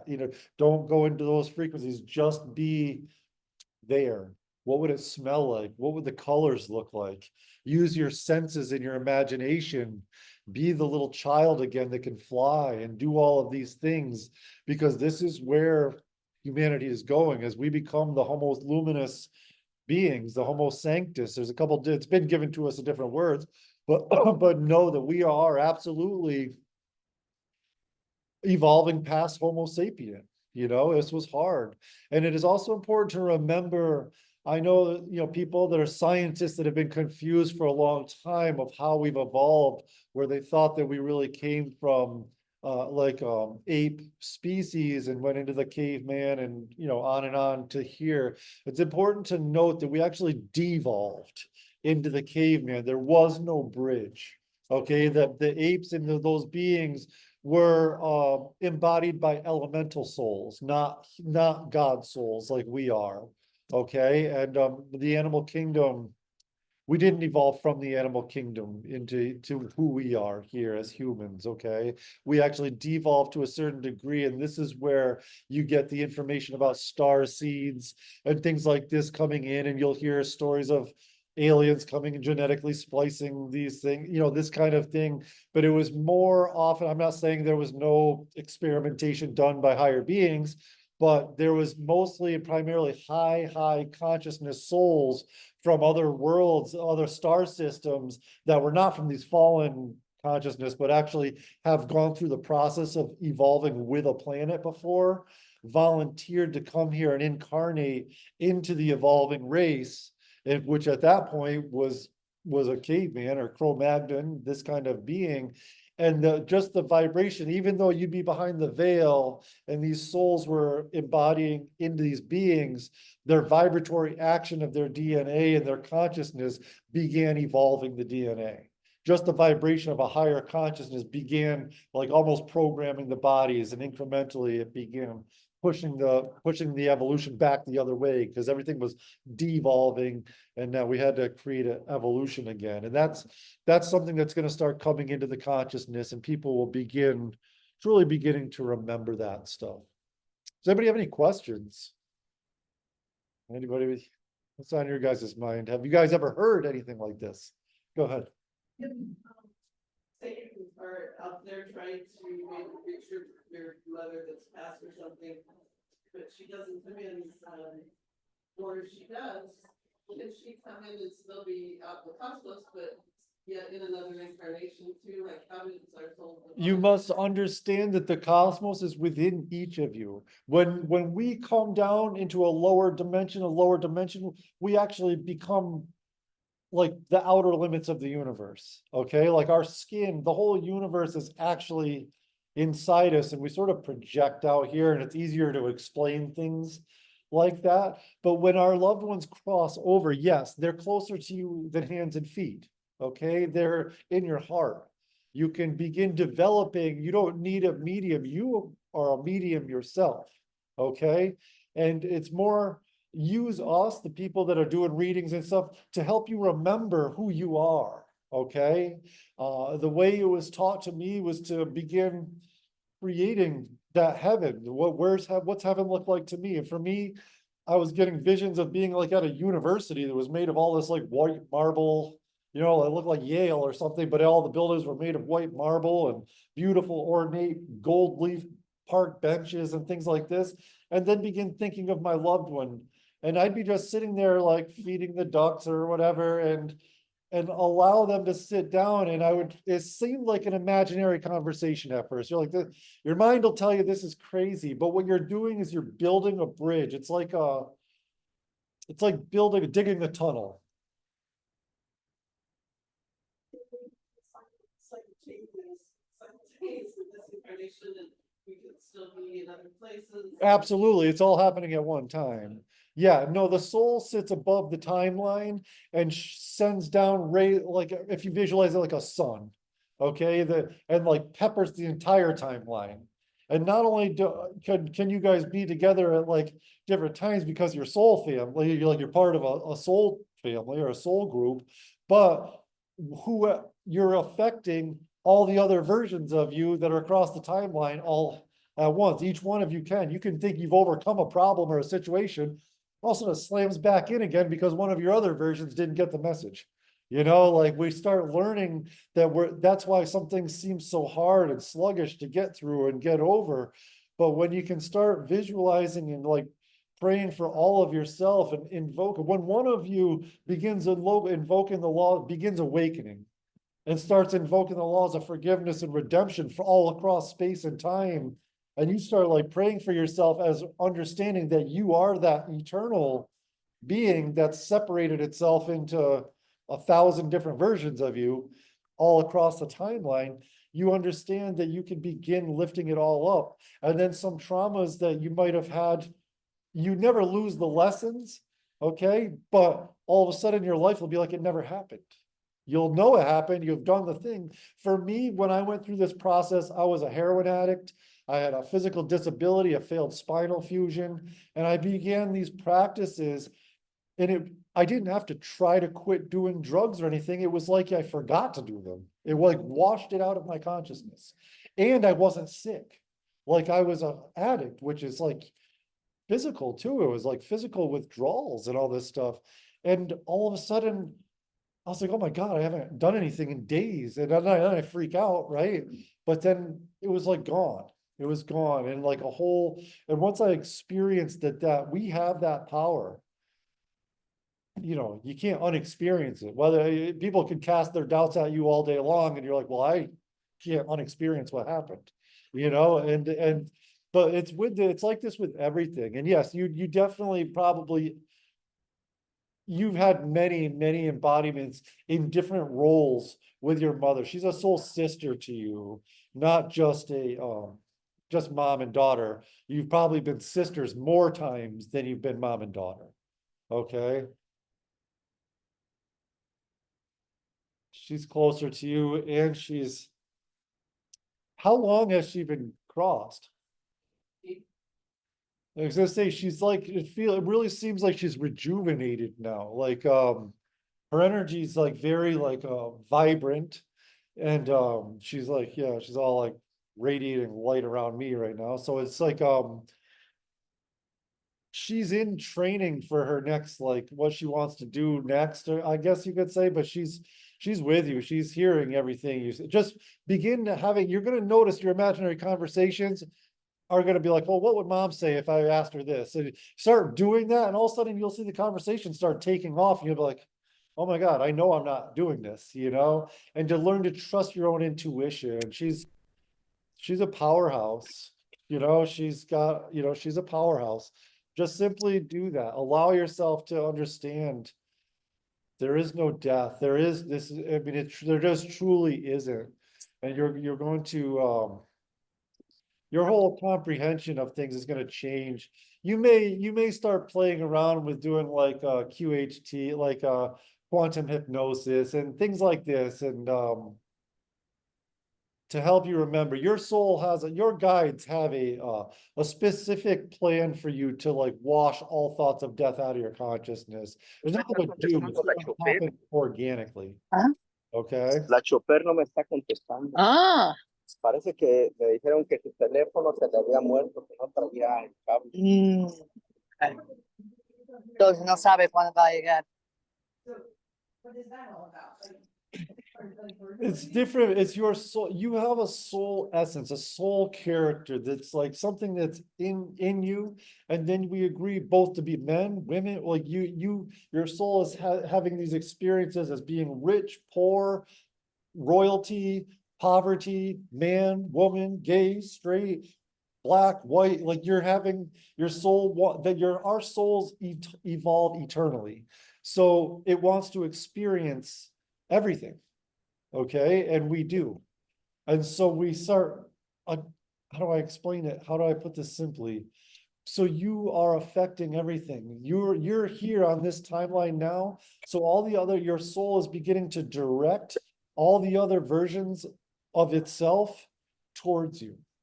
Okay, to begin integrating all the 3D versions of you, because it has to come back together to shoot up into the next dimension, the next octave. But you're the focal point. You and your next, the one that's ahead of you. Okay, like it's all happening at once. All our future lives and past lives are all happening right now. Okay, but everything we do keeps affecting all the other ones. You're affecting past ones because time isn't really real, and the past ones are affecting future ones, and every thought we have, it's creating new like ripples. So when I tell you to like work on your meditation and you're taking those 5 minutes, it starts gathering all the pieces back to yourself. Okay, it's like you're calling back all your thoughts, all your power, and it's very important. Can I put these back? I just need to get the cord out of my bag too. My phone's dying. Anybody else? What time we got? Got a few minutes. Anybody have anything? Okay, thank you. That's it. So to get my cord out of here. That you're talking about, Emily? Yeah. Oh, no, I just heard it talking about different versions. There's a technique I just learned this first. Oh, yeah, yeah, we light a candle. Want some vitamin C? Vitamin C? ¿Tú quieres? Like Solamente para. Yes. ¿Quieres? Yes. Ya le dije a la muchacha que It is, it is absolutely. van a ser 65 por ella y 35 por el niño. Yes. Your soul will start seeing all the different versions of you. Okay, and like this is what happens like kids nowadays. Chewable, yeah. Or something like Chew it or just suck it. don't have Amar o as many veils as we do. masticar, como tú quieras. Okay, so like there's like, why do I not feel right? Please mute. Man, today they feel like a woman. Like they're not really aligned to understand exactly what it is that they're feeling. But like this practice that she has, you could begin understanding, okay, I chose to come into this body in this time. I'm okay. Right. And then you can start seeing that, oh my God, this is why sometimes I feel like a woman, is because I was this woman.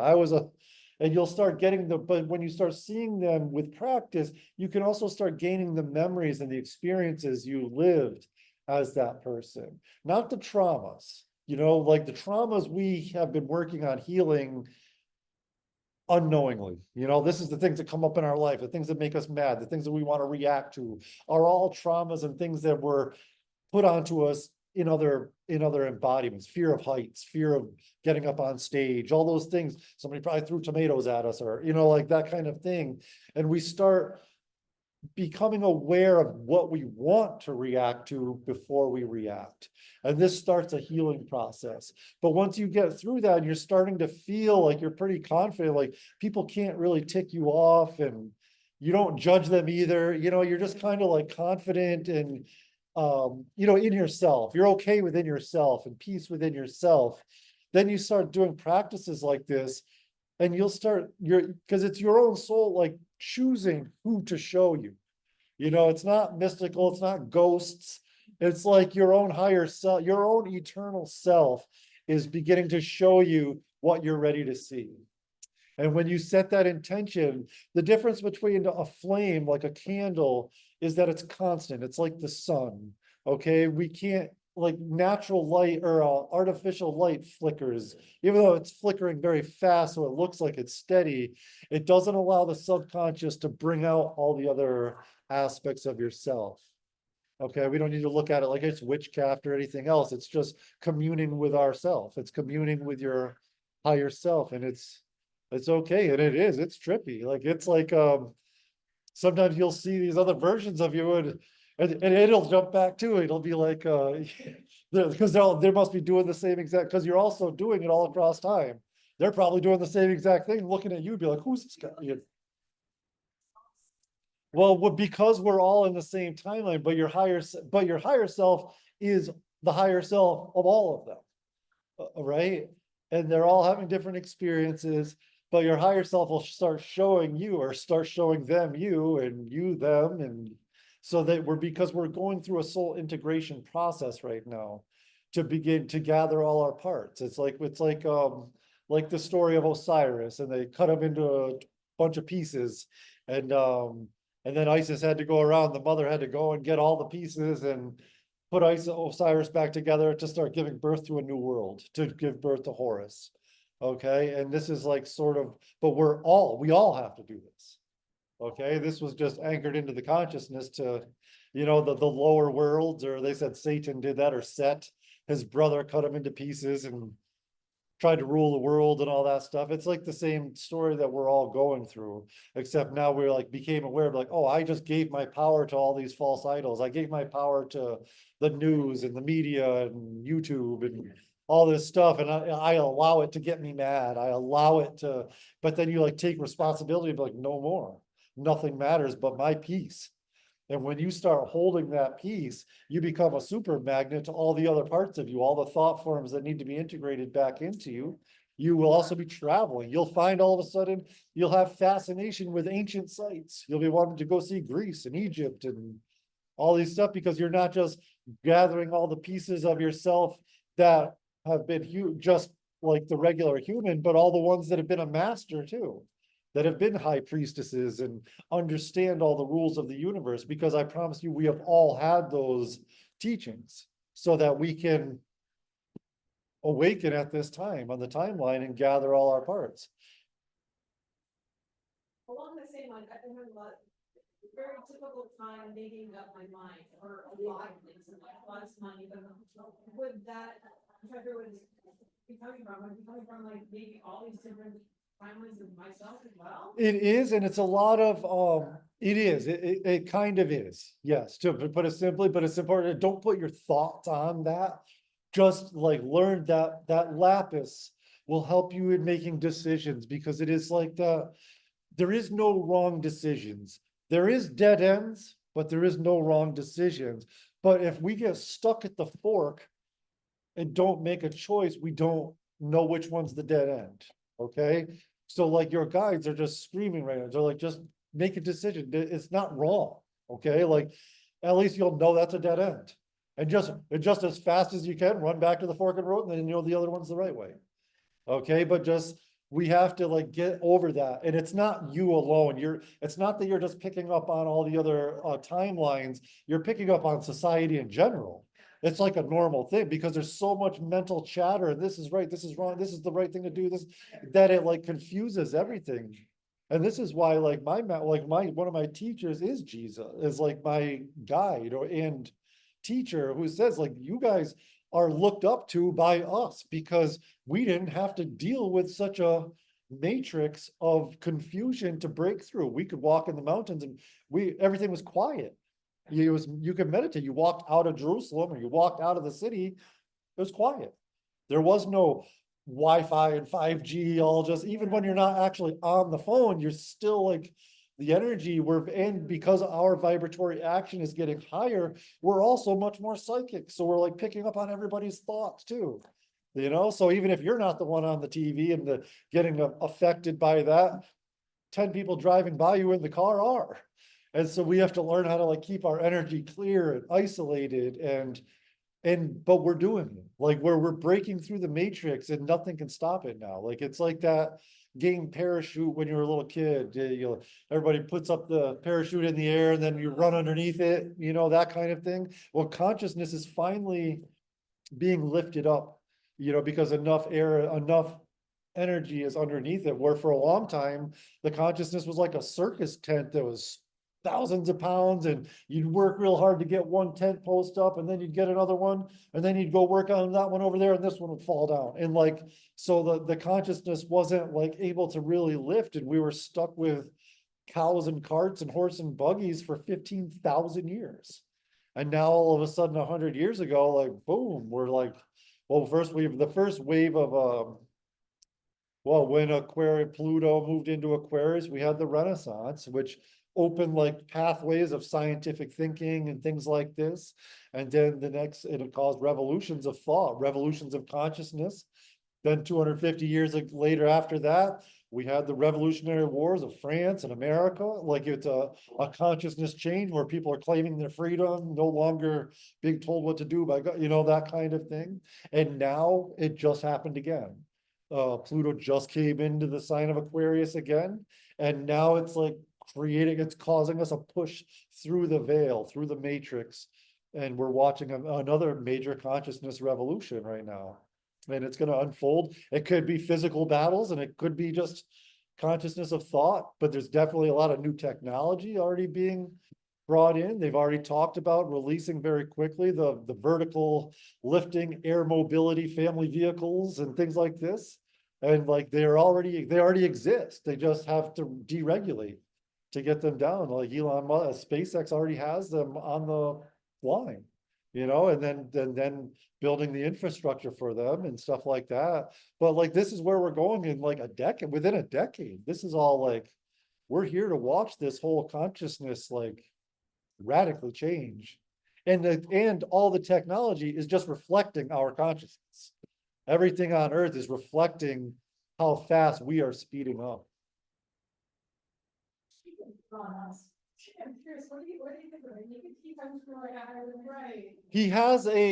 Most people that are autistic are of a higher consciousness and they refuse to step down. You will see one day autism is going to start flashing out of the world, because what happens is the soul refused to step down its frequency coming into incarnation. So to a certain degree, they don't register time. They don't see things linearly. They still see it like almost another dimension, and yet they're in this linear world. And so he is partially autistic. So he connects with all these most people that are prodigies and geniuses and things like this, you're connecting things unlinearly. So when he goes into contemplation, he can connect into the future and bring stuff in. And so can other people that like children that can play Mozart and things like this. You're actually tapping in to what we call a higher mind. Okay. And that's where we ultimately come from as the I am that I am, of the causal mind. Okay. And with autism, these are children that are actually radiating, even though they're having a hard time in this world. Oh, they're absolutely telepathic, yes. The scientists that were filming were just like, this is really weird. Yeah. Well, it's why they're so frustrated, because people can't read their mind. They don't know, there's no words to communicate the amount of information that comes through them. So it's extremely frustrating. This world feels like it's retarded. You know, it's like, to them, it's like, how come I can't communicate? Why do I have to work so hard to make this happen? Because they still carry that high frequency. But now, as the human condition is beginning to elevate, their bodies are going to start aligning with their actual frequency, and it's going to start like, and they'll be a lot more functioning and more like Elon Musk, until, you know, like this kind of thing where instead of being like deemed like some kind of disability, it'll be like you know, they're bringing major gifts into the world. They can dream things into the consciousness grid by being in this dimension, in this field, yet still channel that higher information, when their thoughts are going, they're like seeding a consciousness grid of all futuristic things, all stuff that they want to bring in, but it's just hard to ground that energy into this world. So it's very difficult, but it is not a retardation. It is not like a birth defect. It's just a very high consciousness trying to come into a low consciousness and not stepping down. Yes.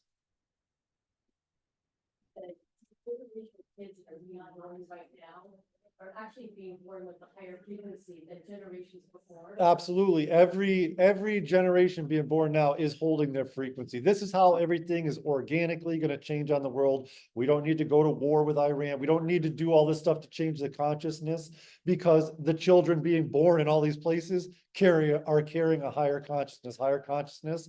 They will have more things to dissolve. They still are being born into the human condition and into the situations, but ultimately their frequencies are elevating past it. When you said about that, looking in the mirror and seeing your souls and seeing the different people, like male, female, whatever. And I was having a thought, is that why maybe there's so much confusion about this generation, about this sexuality? Well, it is because they're very connected to everything.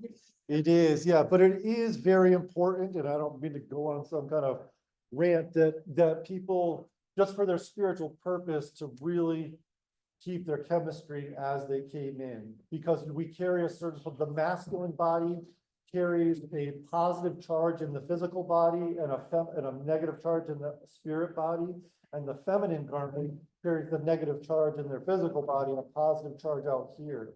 And so when we take inhibitors and like chemistry changers like estrogen and testosterone that's not of our nature, it dissolves our electromagnetic field. And so they are more susceptible to like addiction, like you don't have your own inner protections, and so like sexuality doesn't really make as much a difference as far as your attention goes and your process, but keeping your body harmonized and in your perfection as best you can is very important. And we must have our spirit body, our emotional body, our mental body, and our physical body in the best. The full physics of it, you can't have one pillar off. Very important to purifying being on that. All right, thank you so much, Charlie. Hey, friends. It's been a wonderful Sacred Sunday show. I hope you were able to enjoy much of what Charlie shared. He is brilliant. And I need to shut this down because we've got the next thing happening here. Love you guys all so much. Thank you for being with us for this beautiful Sunday. I'm looking forward to saving the chat and reading what happened. And I'll see you guys on Wednesday night. Take care, everybody.